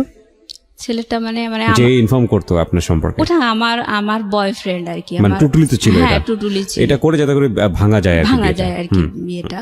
কিন্তু ও ওরকম করে বলতো, বলার পরে আমি বারবার বলছি যে দেখো আমার কিন্তু এঙ্গেজমেন্ট করাতে চাচ্ছে ছেলেটা, দেশের বাইরে আছে, সে 6-7 মাস পরে দেশে আসবে, তারপর বিয়ে হবে, আমার তো এঙ্গেজমেন্ট করাতে চাচ্ছে, তো তুমি এত ব্যস্ত হচ্ছে কিসের জন্য? আচ্ছা, তা ওর মাথায় কাজ করে না। যাই হোক, ছেলের বাবা দেখে পছন্দ করে মানে আমার বিয়ের জন্য কথাবার্তা চলছে। তখন তো আমার ভেতরে মানে আগুন ধরে গেছে যে আমার তো তাহলে আমার পছন্দগুলো তো কেউ মূল্যায়ন করবেই না, জিজ্ঞেসই করে না। হ্যাঁ, তা তখন ছেলেপক্ষ বলেছিল যে মেয়ে কি চায়, মেয়ে চাকরি করতে চায়, মেয়ে পড়াশোনা করতে চায়, মেয়ের চাকরির পরীক্ষার জন্যে তার এই মানে কোচিং টোচিং করাতে হবে, সব কিছু আমরা করাবো। ছেলে বলতেছে যে আমার বাবা যেহেতু পছন্দ করছে সুতরাং সব আমি করবো, কোনো অসুবিধা নেই, এমনকি এই বিদেশে নিয়ে এসেও আমি তাকে পড়াতে রাজি আছি, এরকম করে বলল। আর ওই ঘটকটা হচ্ছে অনেক মিথ্যুক, মানে এই পাত্রপক্ষ নিয়ে বিশাল বিশাল গল্প দিল। আমার বাবা মা কোনো কিছু যাচাই করলো না, সব ওই ঘটকের কথা বিশ্বাস করেই আমার বিয়ের জন্য ফাইনাল কথা দিয়ে দিল যে হ্যাঁ আপনারা আসেন এঙ্গেজমেন্টের জন্য। ছেলেকে দেখেনি? না দেখেনি, ছেলেকে না দেখেই। তো আমি মানে বুঝুন যে কি বলবো, মানে যদি ওর কথা সত্যি হয়ে থাকে তাহলে ও পরিবারে কি আসলে বোঝা ছিল? একটা কথা আছে বাঙালি সংস্কৃতিতে, কন্যা দায়গ্রস্ত পিতা, এটা একটা মারাত্মক শব্দ। আমরা এখন অনেক আধুনিক সমাজে বসবাস করি এবং এই আধুনিক সমাজে এই ধরনের শব্দ, এই ধরনের কথা অত্যন্ত বেমানান, কিন্তু ভুলে গেলে চলবে না আমাদের এই শহরকেন্দ্রিক জীবন কিংবা ঢাকা শহরকেন্দ্রিক জীবন, এটা এই যে সেই জীবন বা সেই জীবনের মধ্যে কতজন মানুষের পার্টিসিপেশন, সেটার সংখ্যা আসলে খুব কম। আপনি প্রান্তিক পর্যায়ে গেলে ও যে গল্পগুলো এখানে করছে সেটার অনেক মিলই আপনি খুঁজে পাবেন। জি, তো যাই হোক, আমি মানে আমি চাইতাম যে ছেলেটাকে দেখতে, আর আমার নিজের গায়ের রং কালো দেখে আমার খুব শখ হতো আমার হাজব্যান্ডের যেন ফর্সা হয়, সুন্দর হয়, এরকম একটা শখ আমার ছিল। তা আমি বলছি যে আমার মাকে যে আচ্ছা আপনারা, আমাকে তো ছেলেপক্ষ দেখে গেল, পছন্দ করলো, তা আপনারা ছেলে দেখবেন না, আর আমি ছেলে না দেখে আমাকে বিয়ে দিয়ে দেবেন? তখন আমার মা মানে যেটা বললো আমি কখনো বলতে পারবো না কথাটা। আমাকে আমার মা বলছে যে তোমার চেহারা দেখলে তো আর বিয়ে হবে না। এর মানে এটা আমার সারা জীবনের একটা বিশাল আঘাতের কথা। আপনার মা বলেছে যে তোমার চেহারা দেখলে তো আর বিয়ে হবে না? হ্যাঁ, এটা বলেছে। আর এই কথা শুনে মানে আমার আর প্রতিবাদ করার কোনো ভাষা ছিল আপনি এই না। চেহারা নিয়ে শুরু থেকে যে পর্যন্ত মানে কথা বলছেন, সেখানে মানুষের একটা পারসেপশন হতে পারে যে আপনি দেখতে আসলে কুশ্রী, এতটাই কুশ্রী যে আপনার দিকে তাকানো যায় না। বিষয়টা কিন্তু তা না শ্রোতা, ও দেখতে যথেষ্ট সুন্দর এবং সৃষ্টিকর্তা ওকে বানিয়েছেন।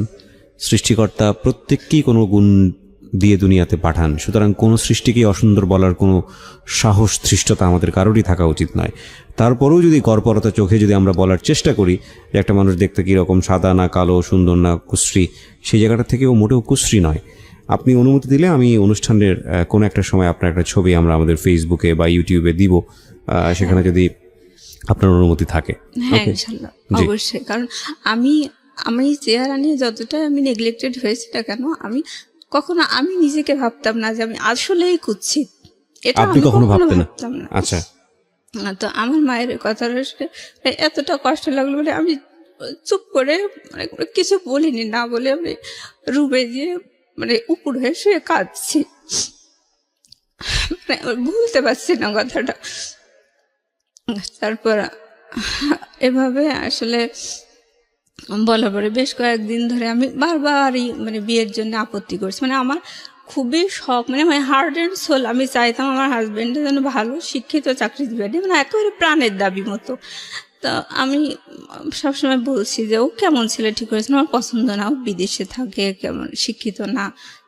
তখন এরকম আমার মা বুঝায় যে তোর কি চেহারা, বারবার এরকম করে বলে। আমার ছোট বোন বলতেছে যে ওই তারেকের মতো অত বাজে চেহারার একটা ছেলেও যে তোকে দেখে পছন্দ করলো না, তারপরে তাহলে তোরা তো শখ হয় কি করে, তুই ভালো চেহারা ছেলে চাস, তোর শখ হয় কি করে, তুই নিজের যোগ্যতাটা দেখবি না, এটা বললো। আর বড় বোন বলছে যে কয়েকদিন পরে তো তাসফিয়ার গায়ে হলুদ, তা হচ্ছে তখন মানে আমি বারবার বিয়েতে আপত্তি করছি, আর আমার বয়ফ্রেন্ড ওখানে ফোন করছে, ফোন করে ডিস্টার্ব করছে। এক পর্যায়ে ওরা খুব রেগে যায়, রেগে যেয়ে বলছে যে না, মেয়ের নামে অনেক কথাবার্তা শুনছি, থাকে আবার আর এগোবো না, এরকম অবস্থা। তো সেই সময় আমার বাসা থেকে আমাকে মারধর করছে। আমার বাসাতে জানতো যে ও আমার বয়ফ্রেন্ড, হ্যাঁ, এগুলো অলরেডি জেনে গেছে। আমাকে মানে ওকেই দোষারোপ করতেছে আর আমাকে মারধর করতেছে। আর আমি ওকে বারবার বলছি তুমি যেন ভুলে ওকে ওখানে ফোন দিও না, বারবার আমার বাসায় প্রেশার আসতেছে। আর আমি তো বলছি যে আমার বিয়েটা হবে না, আমার তো এঙ্গেজমেন্ট করাবে, তাহলে তুমি এত বাড়াবাড়ি করতেছো কিসের জন্য? টুটুলকে বলছেন? তারপরে ও কথা শোনে না। তারপর আমি এরকম বলার পরে বাসা থেকে ওই আপত্তি করছি বারবার। আমি বলছি যে না, আমারে তো চাকরি করাবে, তা আমার যেটা জমি রেখে দিয়েছে, তাহলে আমি চাকরি করব, তারপর বিয়ে হবে। মানে আমার এক্সপেকটেশনের কোনো মূল্য নেই। আমার ভাই বলছে হ্যাঁ না, তোকে চাকরি দেওয়া হবে না, তোকে বিয়েই দেওয়া হবে। আর বাবা বলতেছে তোকে তো চাকরি দেব না, তোর জন্য জমি রাখছি, না তোর জমি বিক্রি করে তোরে চাকরি দেব না, তুই ওই হাজির বাড়িতে বউ হয়ে যাবি, ওখানে রান্না বান্না করবি, খাবি দাবি, তো তুই তোর চিন্তা বাদ, তুই ওইখানেই যাবি, তোর বিয়ে দিয়ে দেওয়া হবে। এক কথায় মানে খুব মানে ঝেড়ে ফেলে দেওয়ার মতো একটা আচরণ এরকম করে বলল। তো পাত্রপক্ষ বললো যে মেয়ের নামে এইসব উল্টোপাল্টা শুনছি, বাদ দেন না, আমি এইসবের মধ্যে আর নেই। তারপরে এসবের মধ্যে নেই মানে এইসবের মধ্যে মানে বয়ফ্রেন্ড বারবার ওকে ফোন টোন করতেছে, ঝামেলা করতেছে। তখন মনে করছে যে আমার বোধহয় আসলেই বয়ফ্রেন্ড আছে। ও যখন ফোন করতো আমার বয়ফ্রেন্ড, তখন ওই সাথে সাথে মানে রিপ্লাই আসতো ওই থাইল্যান্ড থেকে যে এই আমার এরকম নাম্বার থেকে ফোন করেছে, এই বলেছে, বারবার ওই মেয়েকে বিয়ে করতে নিষেধ করে, কি সমস্যা, আমি এসবের মধ্যে এখন আর নেই, এরকম করে বলতো। তারপরে ঘটক শুধু বারবার অনুরোধ করতো, বলতো যে ওরা নানান শত্রুর মধ্যে বসবাস করে, এরকম হয়তো কেউ ডিস্টার্ব করতে পারে, ওর বড় বোনের এরকম উঠায় নিয়ে গেছে, এরকম করে বললো। বলছে বাবা তুমি টেনশন করো না, এরকম করে বলছে। কিন্তু আমার বাড়ি থেকে সবাই বুঝতে পারছে যে টুটুল এরকম ঝামেলা করতেছে। তো আমি তো পরে ঘটক আমাকে ফোন দিয়ে বলছে যে দেখো এরকম সমস্যা হচ্ছে, তা বিষয়টা কি। তখন আমি ক্লিয়ার খুলে বলছি যে দেখেন আমার কি পছন্দ, আমার কি ভালো লাগে, এটা কিন্তু আপনারা কেউই শোনার প্রয়োজন মনে করেননি। আমি সবসময় চাই একটা ভালো শিক্ষিত চাকরিজীবী ছেলে হবে, এরকম। আপনারা তো কেউ কানেই তুলছেন না। আর আমার কেউ জিজ্ঞাসা করলেন না যে ওই ছেলেটা আমার আদৌ পছন্দ কিনা।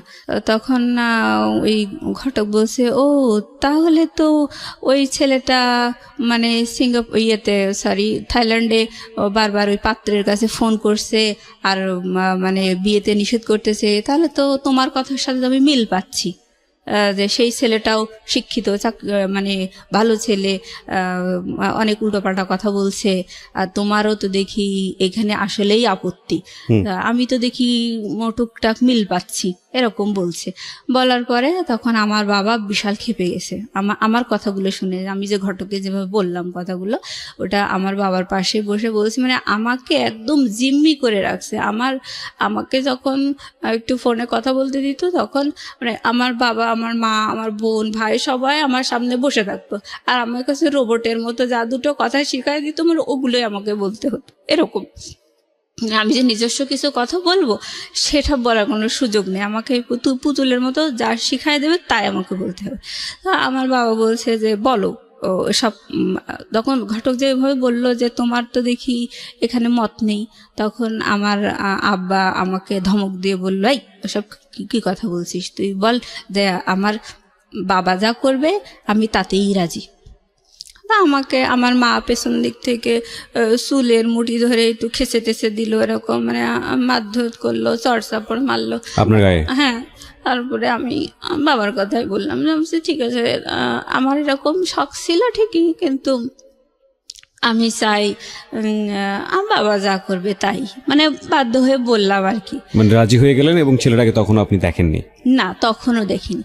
তো যাই হোক, রাজি হওয়ার পরে এবার আমি আবারও চুরি করে আমার বয়ফ্রেন্ডকে ফোন দিয়েছি। দেওয়ার পরে আমি বলছি, দেখো আমাকে না এরকম করে বারবার বলছে, আমাকে তো আসলে এঙ্গেজমেন্ট করাবে, তো তুমি এরকম বারবার করে ফোন দিও না, বারবার ঝামেলা করতেছো কিসের জন্য।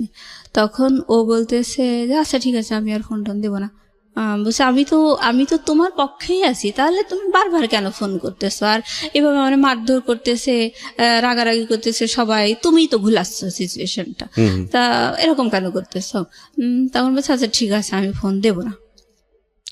তো এর ভিতরে ও আবার একদিন আমাকে বলেছে যে আমি ওই ছেলের সাথে কথা বলবো, প্লাস তুমিও কথা বলবা।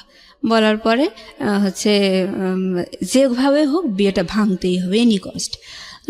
আমি বলছি যে না, তুমি এরকম বাড়াবাড়ি করো না, আমার কিন্তু খুব যে সিরিয়াস ডিসিশন নিয়েছে তা কিন্তু না, আমার তো চাকরি বাকরি করাই করবে এরকম বলছিল, আর আমার তো মানে এঙ্গেজমেন্ট করাবে এরকম বলেছে তো বাড়ির পক্ষ থেকে, তুমি এত বাড়াবাড়ি করো কেন। বলছে না, ও তোমাকে কথা বলতেই হবে। তাই বলে ও ফোনে কথা বললো আমার ওই যে পাত্রের সাথে আর কি, বলে নিয়ে পরে বলছে যে নেন ওই পাত্রীর সাথে কথা বলেন, আমার বয়ফ্রেন্ড বলল।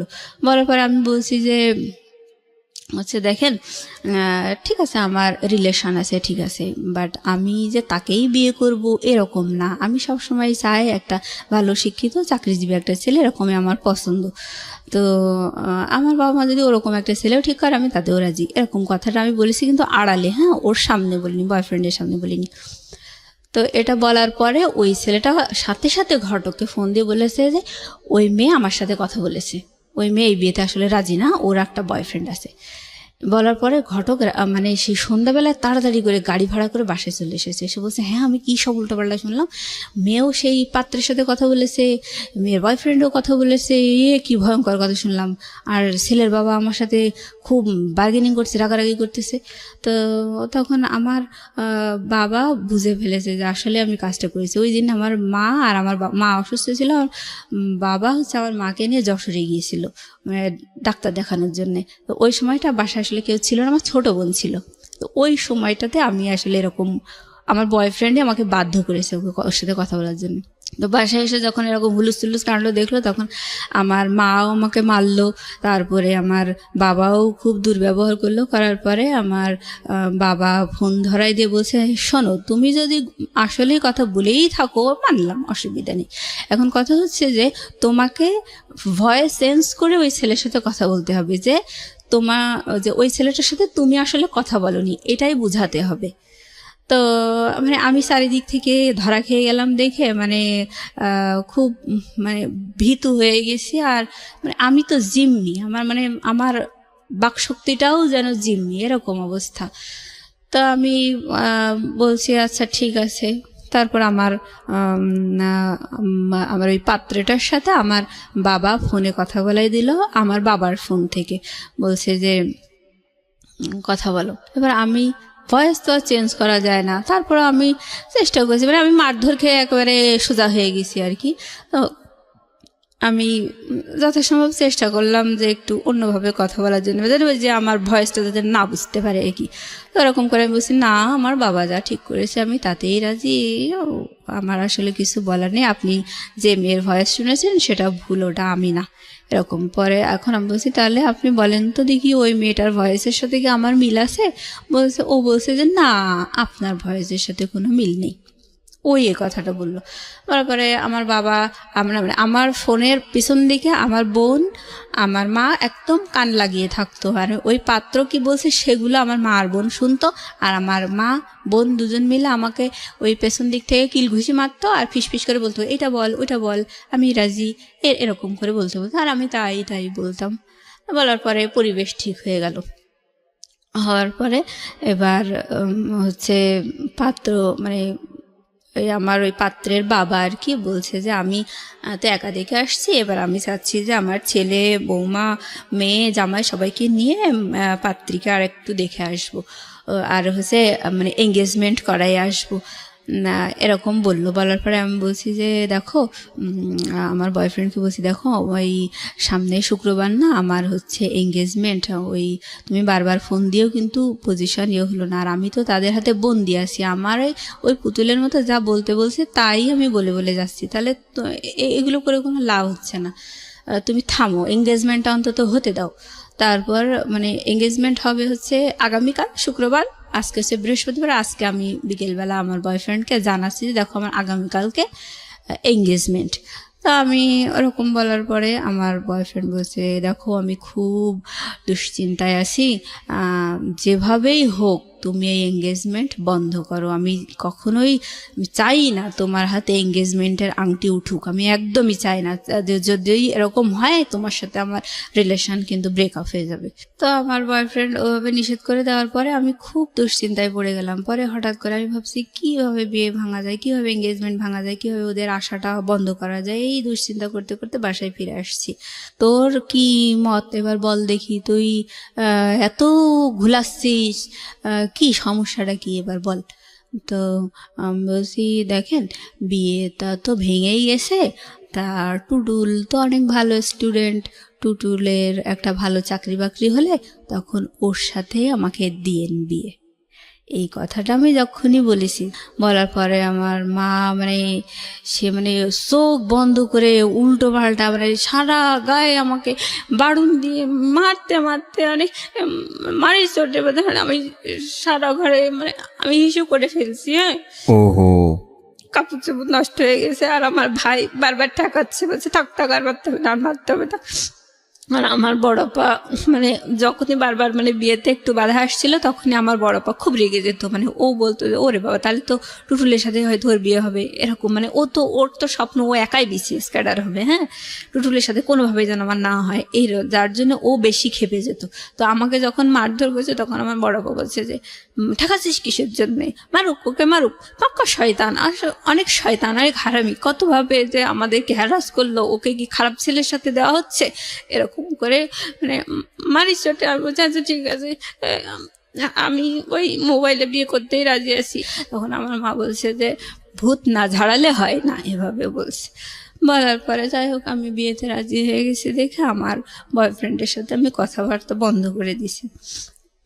দিয়ে পরে ও বলছিল যে আর ফোনে ওই আমার ওই পাত্রের সাথে আর কথাটা তো বলবে না, এরকম একটা কথা দিয়েছিল। দেওয়ার পরে আমি যখনই ফোনে আবার রাজি হয়ে গেছি, পাত্রকেও বলে দিয়েছে যে হ্যাঁ আমাদের বাসা থেকে বলেছে না আমি বিয়েতে রাজি, তুমি যা শুনেছো সব ভুল, সবই শত্রুতার কারণে হয়েছে, এভাবে আসলে বিয়েতে আমি রাজি হয়ে গেছি। তো আমার মানে ওরা যখন এরকম আমি বিয়েতে আপত্তি করতাম, তখন আমার বড় বোন, আমরা সবাই আমার চেহারা নিয়ে নেগলেক্ট করেছে। আমার বড় বোন বলতো যে দুদিন বাদে তো মানে আমার যখন বিয়েটা একেবারে ভেঙেই গিয়েছিল, মানে ওই যে এঙ্গেজমেন্ট করতে এসেও আসলো না, আমি একটু ঝামেলা করছিলাম, তো ওই সময় আমার বড় বোন বলছিল যে তুমি কয়েকদিন পরে তো তাসফিয়ার গায়ে হলুদ, তখন তো অনেক মেহমান আসবে, তা তুই একটু ভালো করে সাজিস, যদি তোর দেখে কেউ পছন্দ করে তখন যদি তোর একটা গতি হয়, এরকম করে মানে উপহাস করে বলল। তো যাই হোক, পরে আমার বড় বোন আমি বিয়েতে রাজি হওয়ার পরে বললো সেই তো রাজি হলি, তাহলে আর এত ঘোল খাওয়ার কি দরকার ছিল, সারা ঘর হিসু টিসু করে কি একটা ইয়াং মেয়ে লজ্জাও করে না, সি এরকম করে বললো। যাই হোক, আমি তখন মানে নিজে কোথায় যেন হারিয়ে গেছি, এরকম সবাই দুর্ব্যবহার করে আমাকে বিয়েতে রাজি করালো। আর আমি যখন আপত্তি করতাম তখন আমার বাবাও ঘটককে বলতো যে ভাই আপনি টেনশন করেন না, আমার ছোট মেয়েটার বিয়ে হয়ে গেলে ওকে আমি বাড়ি থেকে বের করে দেব, ও কোনো দারোয়ান টারোয়ান ধরে নিকে করে থাকতে যাক, ওরে আমি বাড়ি থেকে বের করে দেবো। দিয়ে এই কথা বললে আমার বাবার সাথে কথা বলতো না। তারপরে আমাকে পরে একদিন সকালবেলা ওরকম আবার ওরকম করে কথা বললো, বলে আমার গলা টিপে ধরে বললো যে মরতে পারিস না, এরকম করে তোর আমি বাড়ি থেকে বের করি। তো যাই হোক, মারধর করার পরে আমি চারিদিক থেকে মানে জিম্মি হয়ে গেলাম, আমি বিয়েতে রাজি হয়ে গেছি। এবার আমার বিয়েটার ডেট পড়লো হচ্ছে জানুয়ারির 7 তারিখ 2011 সাল। তো আমার এই ঘটনাগুলো হচ্ছে মানে ডিসেম্বরের শেষের দিকে, 2010 সাল ডিসেম্বরের শেষের দিকে। তো আমার ছোট বোনের পাত্রপক্ষ বিশাল গল্প করছিল, বলছিল যে সীতাহার দেবে, অনেক গহনা দেবে, অনেক কিছু, বিশাল গল্প আর কি। মানে আমার মা বাবা সবসময় ওই ঘটকের গল্প শুনে বিয়েতে রাজি, হ্যাঁ, কেউ যাচাই করেনি যে আদৌ ঠিক শুনছি কিনা, কারণ আপনাকে নিয়ে অনেক টেন্স ছিল তারা। হ্যাঁ, আমার ছোট বোনের ব্যাপারেও, আমার ছোট বোনের যে বিয়ে ঠিক করছিল যে ডিপ্লোমা ইঞ্জিনিয়ার, ওরও পছন্দ ছিল না, আর ওরও মানে ওর পাত্রপক্ষ থেকেও বড় বড় গল্প শুনেছিল, ওগুলোও যাচাই করেনি আর কি, মানে ছোট বোনের ওগুলোও যাচাই করেনি, মানে ওরে তো মান সম্মান বাঁচানোর জন্য তড়িঘড়ি করে বিয়ে দিতে চাইছিল। তো যাই হোক, ওর বিয়ের ডেট পড়লো হচ্ছে ডিসেম্বরের 23 তারিখে। তো এদিকে আমিও বিয়েতে রাজি হয়ে গেছি। এবার আমার ছোট বোনের বিয়ের দিন পাত্রপক্ষ আসলো। তো পাত্রপক্ষ যে মানে আহামরি গল্প দিয়েছিল, সেই গল্প অনুযায়ী বিয়ের দিন কিছুই পাওয়া গেল না। বলছিল যে 40-50 ভরি স্বর্ণের গহনা দেবে, অনেক কিছু, অনেক টাকা দেনমোহর হবে, মেলা গল্প শুনেই তো বাবা মা রাজি হয়েছিল। তবে দেখা গেল যে 1.5 থেকে 2 ভরি স্বর্ণের গহনা দিয়েছে, আর এই যে হাতে 2টা বালা দিয়েছে, সেটা হচ্ছে ব্রোঞ্জের উপরে 4-5 আনা স্বর্ণ মানে ঘষা টসা দিয়ে বানায় আর কি, ওরকম বালা দিয়েছে। মানে আমার বোন যে অনুযায়ী গল্প শুনছিল সেই অনুযায়ী কিচ্ছু পায়নি, দেখে ওর খুব মন খারাপ, বললো আমার কি দিল, কোথায় দিল, এরকম। তা যাই হোক, আমার ছোট বোনের বিয়ে হয়ে গেল। বিয়ে হওয়ার পরে শ্বশুরবাড়িতে গেল। আমার বোনটা আসলে একটু কি বলবো, ও মানে অল্পতে একটু বেশি গল্প দেওয়া স্বভাব ছিল ওর। ও আমাকে বলছে ওর বিয়ের 3 দিন পরে ওরা এসছে, মানে আমার ছোট বোন ছোট বোনাই ওরা আমাদের বাসায় এসছে বিয়ের 3 দিন পরে। তখন ঘটক মানে আমার বিয়ের জন্য রেডি। তো ঘটক আর ঘটকের ওয়াইফ, আমার ফুপুই হয় ঘটকের ওয়াইফ, তো উনি বলছে যে তাসফিয়ার বিয়েতে, আমার মা বলছে যে তাসফিয়ার বিয়েতে তো বিরাট গল্প শুনলাম, তো সেই অনুযায়ী তো কিছু পেলাম না। তো আমার ফুপু বলছে যে ঠিক আছে, মুসলিমার বিয়েতে আপনারা খুব ভালো করে যাচাই করে নিন, যেহেতু এইটাতে পাননি, আর 2টো পাত্রই তো আমার হাজবেন্ড ঠিক করেছে, তো এটা আপনারা যাচাই করেই নেন। তখন আমার মা বলছে না, যাচাই করা লাগবে না, যেহেতু পাত্রের বাবা হাজি, যাচাই করা লাগবে না। না যাচাই করেই নিতে হবে, এরকম করে বললো। কিন্তু তারপরেও যাচাই করেনি। তো বিয়ের 3 দিন পরে আমার ছোট বোন আসলো রাতের বেলা। তো আমার ওই ঘটক আমার আব্বার সাথে আলাপ করছে যে বিয়ে নিয়ে এই মেয়েটার অনেক ঝামেলা ঝঞ্ঝাট হয়েছে, তো এখন আর বিয়ের ব্যাপারে আমি কোনো কথা বলবো না, এখন রাজি করালে আপনারাই রাজি করাইছেন, আপনারাই ফাইনাল মেয়ের সাথে কথা বলেন। তখন আমার আব্বার ডাকলো, ডেকে আমারে বলতেছে যে হচ্ছে হ্যাঁ বলো, তুমি কথা বলো, তুমি কি বলতে চাচ্ছ। তখন আমার মা রান্নাঘরে বসে রান্না করছে, আমি ডাইনিংয়ে, আমার বাবা, ঘটক, আমার বোন, আমরা কথা বলছি। তো আমি বলছি, আমি লাস্ট চেষ্টা করছি ওটা বিয়েটা আটকানোর, ওটা হচ্ছে আমার লাস্ট চেষ্টা। সেটা হচ্ছে আমি বলছি যে দেখো, তাসফিয়ার বিয়ের সময় তো মানে একেবারে আকাশ ছোঁয়া গল্প শোনা গেল, তার গহনা, তার পোশাক আশাক, বিশাল গল্প শোনা গেল যে এই দেবে, কিন্তু সেই অনুযায়ী কিন্তু বিয়েতে কিছুই হয়নি।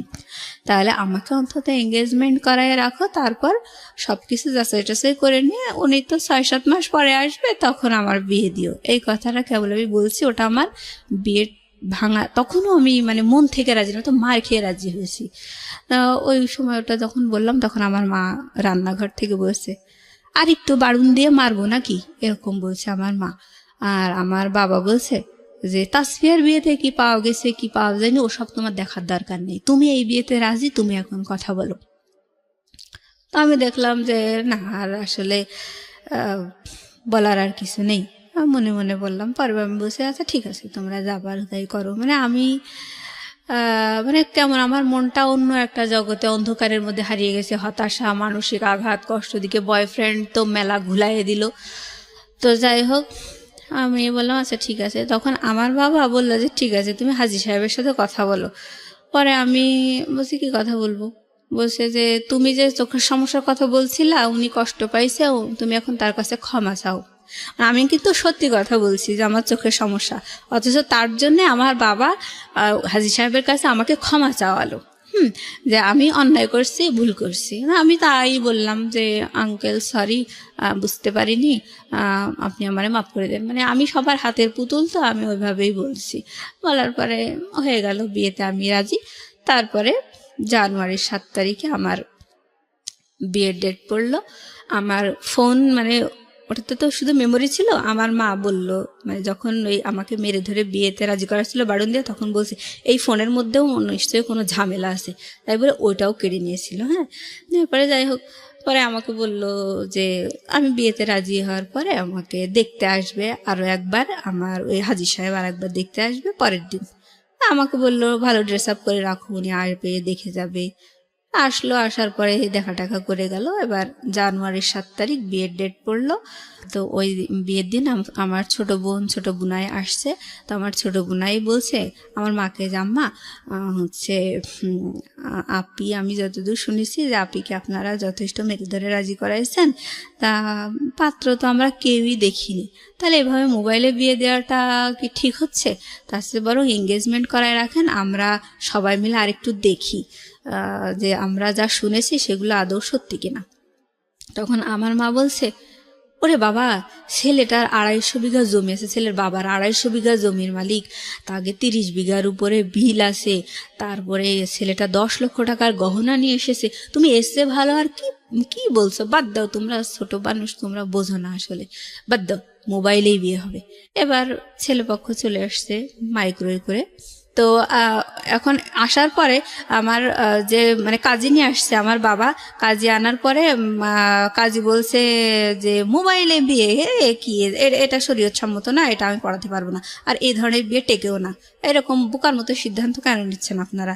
তখন আমার আব্বু বলছে আপনাকে এসব ভাবতে হবে না, বিয়ে মোবাইলেই হবে। তো বলছে ও আচ্ছা ঠিক আছে। তাই বলে মনে করেন ওই কাজীর যে রেজিস্টার খাতা, মানে বিয়ে টিয়ে লেখালেখি, ওই রেজিস্টারে আমার নাম ঠিকানা সব কিছু লিখলো, পাত্রের বাবাও পাত্রের নাম ঠিকানা সব কিছু লিখলো, আর ঘটক হচ্ছে উকিল, আর এরকম, আর হচ্ছে মানে আমার বাবা, তারপরে পাত্রের মামা, এরা পাত্রের ভাই, এরা হচ্ছে বিয়ের সাক্ষী।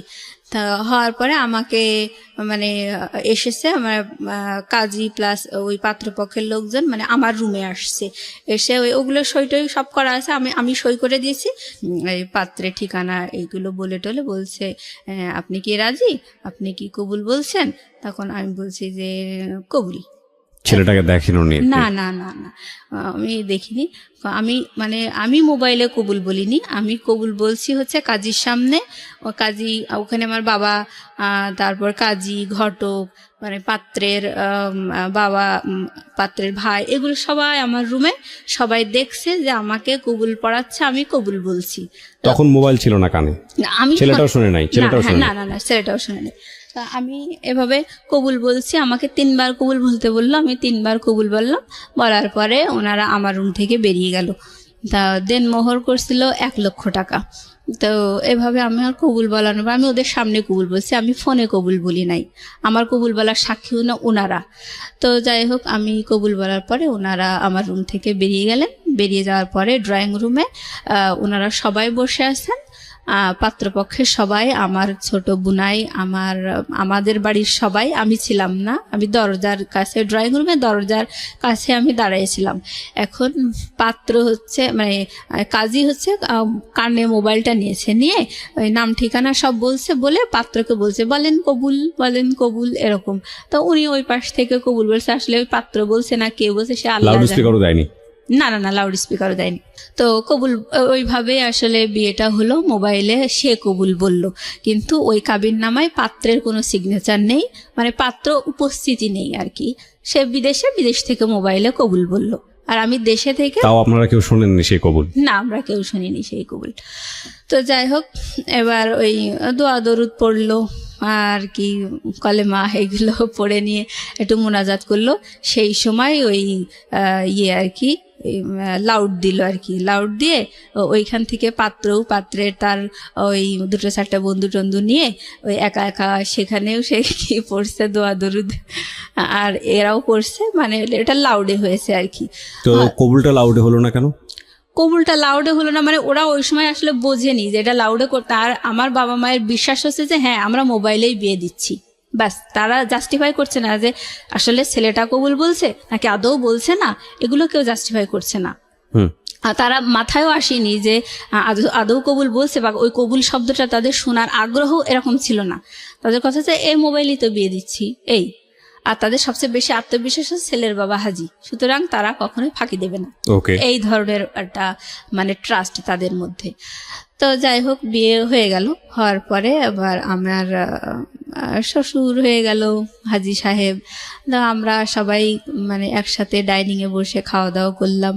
করার পরে মানে আমরা না, সরি, ওই মানে পাত্রপক্ষকে আমার ওই ননদ, শ্বশুর, শাশুড়ি সবাই ডাইনিংয়ে বসে আছে, আমি সবাইকে খেতে দিচ্ছি। খাওয়া দাওয়ার পরে ওনারা, আমার শাশুড়ি একটা কথা বলে গেলেন যে মা, এই মোবাইলে বিয়ে হয়েছে এই কথাটা কখনো কাউকে বলবা না। ইভেন আমার মা, আমার পরিবারের সবাইকে বলে গেল যে এই কথাটা কখনো কাউকে বলবেন না যে মোবাইলে বিয়ে হয়েছে, কারণ এটা শরীয়তসম্মত না। আমাদের তো আবারও পরে বিয়ে পড়াতে হবে, যখন ছেলে 6-7 মাস পরে আবার দেশে আসবে তখন তো আবারও বিয়ে পড়াতে হবে, নাহলে তো একসাথে থাকতে পারবে না। তা আমরা শুধু জাস্ট বেঁধে রাখার জন্যে এরকম করে কবুল পড়ালাম। এরকম কবুল পড়ায় ওই এঙ্গেজমেন্টের আংটিটা আমার হাতে পড়াই দিছে। তো ওনারা খেয়ে দিয়ে চলে গেলেন, আর এভাবে আমাকে বলে গেলেন। বলার পরে পরের দিন সকালবেলা আমার মা হাঁপ ছেড়ে পাড়া প্রতিবেশীদের সাথে বলছে মেয়ে বিয়ে দিয়ে দিয়েছি। মানে আমি বললাম না, আমার মায়ের আগাম গল্প করার একটা অভ্যাস আছে, তো ওরকম মানে গল্প করতেছে। তখন পাড়া প্রতিবেশীরা বিশ্বাসই করছে না, বলছে কখন বিয়ে দিলেন, কই কোনো লোকজন আসলো না, কিছুই দেখলাম না, কখন বিয়ে দিলেন? ওরা বিশ্বাসই করতে চাচ্ছিল না। পরে আমার মা বলছে না, গতকাল 1 মাইক্রো লোকজন আসছিল। বলছে হ্যাঁ, একটা মাইক্রো দেখছিলাম। তা আমরা ভাবছিলাম হয়তো আপনার ছোট মেয়ের শ্বশুরবাড়ি থেকে লোক আসছে, এরকম ভাবছিলাম। বলছে না, আমার ওই মেজো মেয়ের মোবাইলে বিয়ে।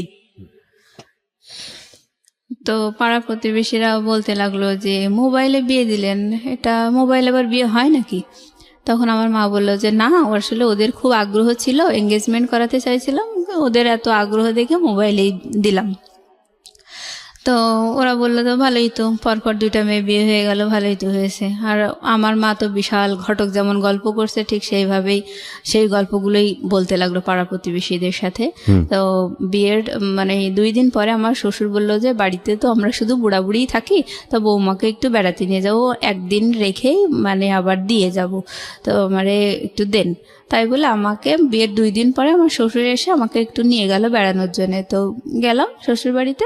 যাওয়ার পরে আমার বিকেলবেলা আমার শ্বশুর মানে ঘটক তো অনেক অনেক গল্প দিয়েছিল, তো সেইগুলোর বাস্তবতা আমার শ্বশুর দেখাচ্ছে। তো ঘটক যখন বিয়ের সময় বড় বড় গল্প দিত, শ্বশুরের কানে সেই কথাগুলো যায়নি। হ্যাঁ, তো ঘটক আমার শ্বশুর আমাকে মানে ইয়ে মানে ড্রয়ার থেকে, আলমারি ড্রয়ার থেকে বের করে মানে ওই ভাউচার আর কি, টাকা ওনার ছেলে আর কি কত টাকা এ যাবৎ পাঠাইছে দেশে ওনার কাছে আর কি, সেইগুলো মানে দেখাচ্ছে। তো বলছে দেখো বৌমা, আমার ছেলে এ পর্যন্ত আমার কাছে 6 লাখ টাকা পাঠিয়েছে, অথচ ঘটক বলেছিল যে 60 লাখ টাকা তার ক্যাশই আছে। ওকে, এইসব। তারপরে আমার শ্বশুর বললো যে আমার বাবার জমি আমি হচ্ছে ভাগে পেয়েছি 15 বিঘা, অথচ ঘটক বলছিল যে 250 বিঘা জমি, 30 বিঘা বিল, এসব বলছিল। না, আমার মা বাবা কখনোই জাস্টিফাই করেনি জিনিসগুলো। আর হচ্ছে তখন আমি সঠিকটা জানতে পারলাম। জানার পরে আমি দেখলাম আসলে এখন আর প্রতিবাদ করেই বা কি লাভ, অন্ত হয়েই তো গেছে বিয়ে। টুটুলের কি অবস্থা তখন? টুটুল কি করছে? হ্যাঁ, এইটার পরে আমি যখন শ্বশুরবাড়ি থেকে ঘুরে আসলাম, আমার শ্বশুর আমার একটা 3 পিস কিনে দিল, একটা নাকফুল কিনে দিল, আর ওই যে মানে ইমিটেশনের চুড়ি আছে ওইটা মানে 2 ডজন ওই 80-90 টাকা দিয়ে মানে কিনে দিল। দেওয়ার পরে আমি শুনছিলাম যে 10 লক্ষ টাকার গহনা এনেছে। আমি ভাবছিলাম যে অন্তত আমাকে না দিক, কিন্তু দেখাতে তো পারতো যে আমার জন্যই তো এনেছে। আমি এগুলো মনে মনে বলছিলাম যে আমার দেখাতে তো পারতো যে বৌমা তোমার জন্য এই এনেছে, তোমাকে উঠানোর সময় এগুলো দেওয়া হবে, এগুলো তো মানে বলতে তো পারতো। আমি তো ঘটকের সব কথাই বিশ্বাস করছিলাম, বাবা মাও তো এরকম করে দিল। তো যাই হোক, আমাকে ওরকম অর্নামেন্টস দিলে, একটা নাকফুল দিছে 300 টাকা দিয়ে, আর ওই ইমিটেশনের চুড়ি আর একটা 3 পিস, এটা দিয়ে আমার শ্বশুর পরের দিন আবার আমাকে রেখে গেল। তো আমি বাসায় এসে বলছি দেখো এই এই তাদের প্রপার্টির অবস্থা।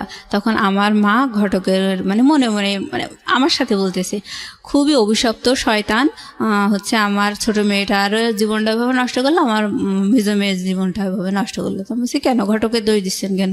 আপনারা কি যাচাই করতে পারতেন না? আর ঘটককে বিয়ে দিয়েছেন নাকি? বিয়ে তো আপনারা দিয়েছেন। যাই হোক, এভাবে বলার পরে মানে খুব রাগ আমার বাবা মায়ের উপর। এবার আমার ফোনগুলো আমাকে দিয়ে দিয়েছে, আমার ফোন, আমার বোনের ফোন, যারটা তার আমার বাবা আমাদেরকে দিয়ে দিয়েছে। দেওয়ার পরে আবার আমি তখন টুটুলকে ফোন করছি, ফোন করে বলছি দেখো এরকম তো বিয়ে হয়ে গেছে, তা তুমি তো অনেক পরিবেশ ঘোলা করেছো, আমি তো চাইছিলাম এঙ্গেজমেন্ট করাতে, আর তুমি যেভাবে পরিবেশ ঘোলা করেছো তাতেই ওরা আসলে মোবাইলে, ওদের এমনি বিয়ে দেওয়ার ইচ্ছা ছিল, আমার বাবা মাও বলছিল, কিন্তু আমি এরকম যদি পরিবেশ ঘোলা না হতো তাহলে হয়তো মোবাইলে বিয়েটা বন্ধ করা যেত, কিন্তু তুমি যেভাবে করছো মোবাইলে আমার বিয়ে হয়ে গেছে। তাহলে অবশেষে কি হলো, শেষ পর্যন্ত তো তোমারও পাইলাম না আর আমার মোবাইলে বিয়ে হয়ে গেল। তখন ও বলল যে দেখো তোমার সাথে আমার রিলেশন এত বেশি লং হবে এমন প্ল্যান তো আমার ছিলই না। আমি তো আমার ফ্রেন্ডদের সাথে, আমার কলিগদের সাথে বাজি ধরে তোমার সাথে রিলেশন করছিলাম। তোমার সাথে যখন আমার রিলেশন ছিল ওই সময় আমার মিনার সাথে রিলেশন ছিল, মিনা আমার ছাত্রী, আমি আসলে ওকে ভালোবাসি, কিন্তু তোমার সাথে বাজি ধরে আমি রিলেশন করছিলাম, তুমি আমার চিন্তা বাদ দাও। ওকে ওকে, মানে ওই সময় ওটা শোনার পর আমি বলছি তাহলে এই কথাগুলো আমার বিয়ের সময় তুমি বলতে, যখন তুমি পরিবেশ ঘোলা করছিলে সেই সময় বলতে। তখন বলছে না, এভাবে কি বলা যায় নাকি, বাজি ধরে আসছি এরকম, বা তোমাকে চায় না, এগুলোকে ডিরেক্ট বলা যায় নাকি? যাই হোক, বলিনি। তো ওর ওই কথাটা শুনে মানে মানে এতটাই আমি হতভম্ব হয়ে গেছি যে এ আবার কোন বেইমান। এবার ওর সাথে আর কোনো যোগাযোগ নাই, কথা নাই। এখন আমার বাবা বলতেছে যে বিয়ের যখন আমার প্রায় 4-5 দিন এরকম যাচ্ছে, আমি আমার হাজব্যান্ডের সাথে ফোনে গল্প করি, আমার মন না চাইলেও গল্প করে কি করব, এখন তো আর কিছু করার নাই। আমার খুব কষ্ট লাগতো বয়ফ্রেন্ডের এরকম আচরণ শুনে, এভাবে মারধর করে বিয়ে দিল। তাই আমি একা একাই খুব কান্নাকাটি করতাম করে, ওই সময় আমার হাজব্যান্ডকে মানে ফোন দিয়ে আমি হাওমাও করে কাঁদতাম, কিন্তু আমি ওকে বলতে পারতাম না যে আমি কেন কাঁদছি। তো ও মনে করতো আসলে আমি বোধহয় খুব ভালোবাসি, ওকে খুব দেখতে চাই, কাছে পেতে চাই, এই জন্যে আমি কাঁদছি। তো ও আমাকে বুঝাতো, মানে ওর ধারণাটা ভুল। হ্যাঁ, কিন্তু আমি তো আমার মনের কথাগুলোও বলতে পারছি না। তো ও বলছে যে এভাবে কান্নাকাটি করো না, আমি চলে আসবো দেশে, তুমি এভাবে কাঁদলে কিন্তু আমি এখনই চলে আসবো, এরকম করে বলার পরে আমার বিয়ের যখন 5-6 দিন, বিয়ের পরে কি আপনি নিজের বাড়িতে থাকলেন নাকি শ্বশুর বাড়িতে চলে গেলেন? না, আমি শ্বশুর বাড়িতে একদিন বেড়ানোর জন্য গেছি, এক রাত থেকে আবার শ্বশুর আবার আমাকে দিয়ে গেছে। হ্যাঁ, তো মানে বলছো যে উঠায় নেওয়ার পর আমি শ্বশুর বাড়িতে যাবো এরকম। তো যাই হোক, আবার আমার বাবা আমাকে বললো, মানে আমাকে বিয়ে দিয়েই মানে হাফ ছেড়ে বাঁচলো, মানে পাত্রপক্ষ যেরকম বড় বড় গল্প দিছিল যে পড়াবে, চাকরি ঘুষ দেবে, এইগুলো। তখন আমার বাবা বলতে লাগলো যে এখন তো তোমাকে বিএসসি ভর্তি করায় দেবো, তোমার বিয়েই তো দিছি এই কারণে যে ওরা তোমাকে পড়াবে, এখন জামাইয়ের কাছে খরচ চাও, তোমার খরচ কে দেবে? আর বাসা থেকে আমার মাও মানে খুব খারাপ বিহেভ করতে বলছে, 2 দিন হাজবেন্ড না হতেই তার দরদ খুব বোঝা শিখে গেছে, এরকম বলছে। আমার আসলে টাকা চাইতে খুব লজ্জা করতো। আমার বলছি যে বিয়ে তো তোমরাই দিছো, তাহলে তোমরা টাকা চেয়ে দাও, আমি কেন চাইতে যাবো? বলছে কেন, এখন তো তোর নিজস্ব পরিবেশ হয়েছে, এখন তুই তোর মতো করে ম্যানেজ করে নিবি। মানে আমার উপরে চাপাই দিচ্ছে এবং আমার বলতে যে তোর খরচ কে দেবে, তোর তো বিয়ে হয়ে গেছে, তোর খরচ কে দেবে, এরকম করে নেগলেক্ট করে কথা বলে। তারপরে আমার আসলে অনেক খারাপ লাগে ব্যবহার আসার এরকম দেখে আমি আমার হাজব্যান্ডকে বলছি যে দেখো তুমি তো বলছিলে যে চাকরির বাকরির ঘুষ দেবা, পড়াবা, আবার বিএসসি ভর্তি করাই দেবা, সবই তো বলছিলে, তাহলে এইসব শুনেই তো রাজি হয়েছি। তখন আমার বা বাড়ি থেকে বলতেছে তুমি বিএসসি ভর্তি করাই দিতে, তা তুমি দাও। বলতেছে যে কেন বিএসসি আমি এখন ভর্তি করাই দেবো, কারণ তোমার মুখ তো আমি দেখিনি, বিএসসি ভর্তি করে বিএসসি পড়াতে তো লাখ লাখ টাকা খরচ হবে, আমি তো তোমার মুখই দেখিনি এখনো, তাহলে এত টাকা এখন তুমি তোমার বাবার ঘরে আসো, তোমার বাবার বাড়ির কাছে খরচ চাও। এটা আপনার হাজবেন্ড বললো। বলার পর আমি ছিল আপনার হাজবেন্ডের? ওর নাম ছিল হচ্ছে শামসুল। হ্যাঁ শামসুল। তা আমি তখন বললাম দেখো তোমার জামাই এই কথা বলছে, আমার আব্বাকে বলছি যে ও বলছে যে কোনো খরচ আমি দিতে পারবো না, তোমার বাবাকে দিতে বলো, তোমার বাবার বাড়িতে আসো, তোমার বাবাকে দিতে বলো। তখন আমার বাবার সাথে সাথে আমার ফোনটা কেড়ে নিয়ে বলছে ও তুমি তাহলে এই কথাই বলছো, যে আমার হাজবেন্ডকে বলছে যে এই তোমার মনের কথা? বলছে হ্যাঁ এটাই মনের কথা, কারণ আমি তো এখনো তার মুখই দেখিনি, আর সবচেয়ে বড় কথা হচ্ছে যে বিয়েতে তো মানুষ কত গল্পই দেয়, আমার মনের কথা হচ্ছে আমার ওয়াইফকে আমি মোটেই পড়াশোনা করাবো না, আর বাচ্চা কাচ্চা হবে, সংসার করবে, চাকরি বাকরি করাবো না, আর যদি তার খুবই শখ হয় তাহলে আমি ওই প্রাইমারি টিচার হিসেবে আমি ওরে চাকরি করাইতে পারি। এটা শুনে আমার আব্বার খুব মন খারাপ হয়ে গেল। আমার আব্বা বলছে তোমাদের গল্প শুনেই তো দিয়েছিলাম, তাহলে তোমরা যখন এই কথা বলছো তাহলে আমার মেয়ের মুখ আর তোমাকে দেখতে হবে না। দেখার এবার বলে আমার বাবা কাজীকে ডাক দিল, তখন বিয়ের প্রায় 8 দিন। তখন আমার বাবা কাজীকে ডেকে বলছে যে পাত্রপক্ষ তো এই বললো, তা আমার ভাইয়ার এগোনোর ইচ্ছা নেই, যা হবার হয়েছে। তখন আমার কাজী আঙ্কেল খুব ধমক দিল আব্বাকে, বলছে আমি তো নিষেধই করেছিলাম এইগুলো করবেন না, শুধু শুধু এভাবে পাড়ার প্রতিবেশী সবাই জেনে গেল মেয়ের বিয়ে হয়েছে, এ কি করলেন আপনারা, পুতুল খেলার মতো। তখন আব্বা বলছে যাই হোক বাদ দেন, এখন কিভাবে পরিত্রাণ পাওয়া যায় সেটা বলেন। বলছে যে এই বিয়েটা রেজিস্ট্রি হয়নি, পাত্রের সই নেই, সুতরাং পাত্রের সইয়ের ব্যবস্থা করতে হবে, করার পরে বিয়ে রেজিস্ট্রি করতে হবে, সেই রেজিস্ট্রি করার পরে যখন আপনারা ডিভোর্সের আয়োজন করবেন সেই সময় আপনারা দেনমোহর যে 1 লাখ টাকা করা আছে ওই টাকাটা আপনারা দাবি করতে পারবেন। তখন আব্বা বলছে আমি এত দূরে এগোতে চাই না, আমি এখনই সমাধান চাই। কি আছে বলেন? বলছে যে তখন কাজী বলছে যে এখন সমাধান একটাই, সেটা হচ্ছে 2 পক্ষ আপনারা এক জায়গায় হাজির হবেন এবং আপনারা সাক্ষী রাখবেন যে আপনারা পরবর্তীতে কেউ কাউকে ডিস্টার্ব করবেন না, যার যার লাইফ সেটেল, তো আপনি কখনো ডিস্টার্ব করবেন না এবং হচ্ছে কোনো দাবি দেওয়া নেই, কিছু নেই, সব বাদ। এই বলে ওই কাবিনের কাগজটা যে রেজিস্টারে আমার আছে ওই কাগজটা আমি ছিঁড়ার পরে আপনারা ওই 2 জনের সাক্ষী রেখে ওই কাগজটা ছিঁড়ে ড্রেনে ফেলে দেবেন। তো এটাই করলো। হ্যাঁ, এইভাবেই মানে ড্রেনে ফেলে দিল 2 পক্ষের সাক্ষী রেখে, ওই বিয়ে ওখানেই শেষ হয়ে গেল। বাস এই কয়দিনের মাথায় শেষ বিয়ে? হ্যাঁ এই কয়েকদিনের মাথায় খরচ পাঠাবে না এই কারণে বিয়ে শেষ হয়ে গেল। হ্যাঁ হ্যাঁ হ্যাঁ, মানে ওরা আসলে আমার বাবা মা ওরা মনে করছিল আমার বাবা মা হয়তো খুব লোভী, 2-4 দিন বিয়ে হতে না হতে এইভাবে চাকরি খরচ দাও, বিয়ের খরচ মানে বিএসসি পড়াও, ওরা মনে করছিল এরা তো আমাদের উপর অনেক প্রেশার ক্রিয়েট করছে, এই কারণে ওরা সরে গেল। আর ওদের মনের কথা তো ওরা বলেছিলই যে পড়াবে না, বিয়ের পরে ওদের মনের কথা ওরা বলেছে, বিয়ের আগে বলছিল যে আমি তো থাইল্যান্ডে নিয়ে এসেও মেয়েকে পড়াতে পারি, এরকম বলছিল। বিয়ের পরে আসল কথা যখন মুখোশ ওদের খুলে গেল তখন আমার বাবা এইভাবে বিয়েটা আসলে বাদ হয়ে গেল। হওয়ার পরে আমি মানে তখন আমার বয়ফ্রেন্ড এটা বললো, আমার বিয়ে বাদ হয়ে গেল, সব মিলায় মানে আমার মানে আমি যে কোন জগতে হারিয়ে গেছি মানে আমি বুঝাতে পারবো না, মানে এটা সহ্য করার মতো না। তারপরে আমি ভাবছিলাম যে আমি আসলে সুইসাইড করবো, এরকম মানে বোকার মতো একা একা রাস্তায় হাঁটতাম, খুব খারাপ লাগতো, মনে হতো আমি সুইসাইড করি, মানে আমার তো কোনো দিক থেকে কোনো দোষ নেই, তারপরেও আমাকে এরকম একটা ইয়ে করলো সবাই মিলে, আমার আসলে এই জীবনে কোনো মূল্য নেই এরকম ভাবতাম। তারপরে মনে হতো না এটা আসলে আল্লাহর বিচার হতেই পারে না, যেভাবে আমাকে মেরে ধরে রাজি করাইছে, পাত্র দেখতে দেয়নি, আমাকে উপহাস করেছে, মানে আল্লাহ বোধহয় অসন্তুষ্ট হয়ে বিয়েটা ভেঙে গেছে, ভালোই হয়েছে, মানে আমি তো আসলে এটা চাইনি হোক, তো বিয়ে ভেঙে গেছে ভালোই হয়েছে এরকম ভাবতাম। কিন্তু গায়ে তো কালি লেগে গেল, আরো 10 জন তো জানলো, এই হতাশা নিয়ে আসলে খুব কষ্ট লাগতো ওই সময়। পরে আমার বাবা বলতো যে মা মনোযোগ দিয়ে পড়াশোনা করো, চাকরি বাকরির জন্য চেষ্টা করো, যা হবার হয়েছে ভুলে যাও।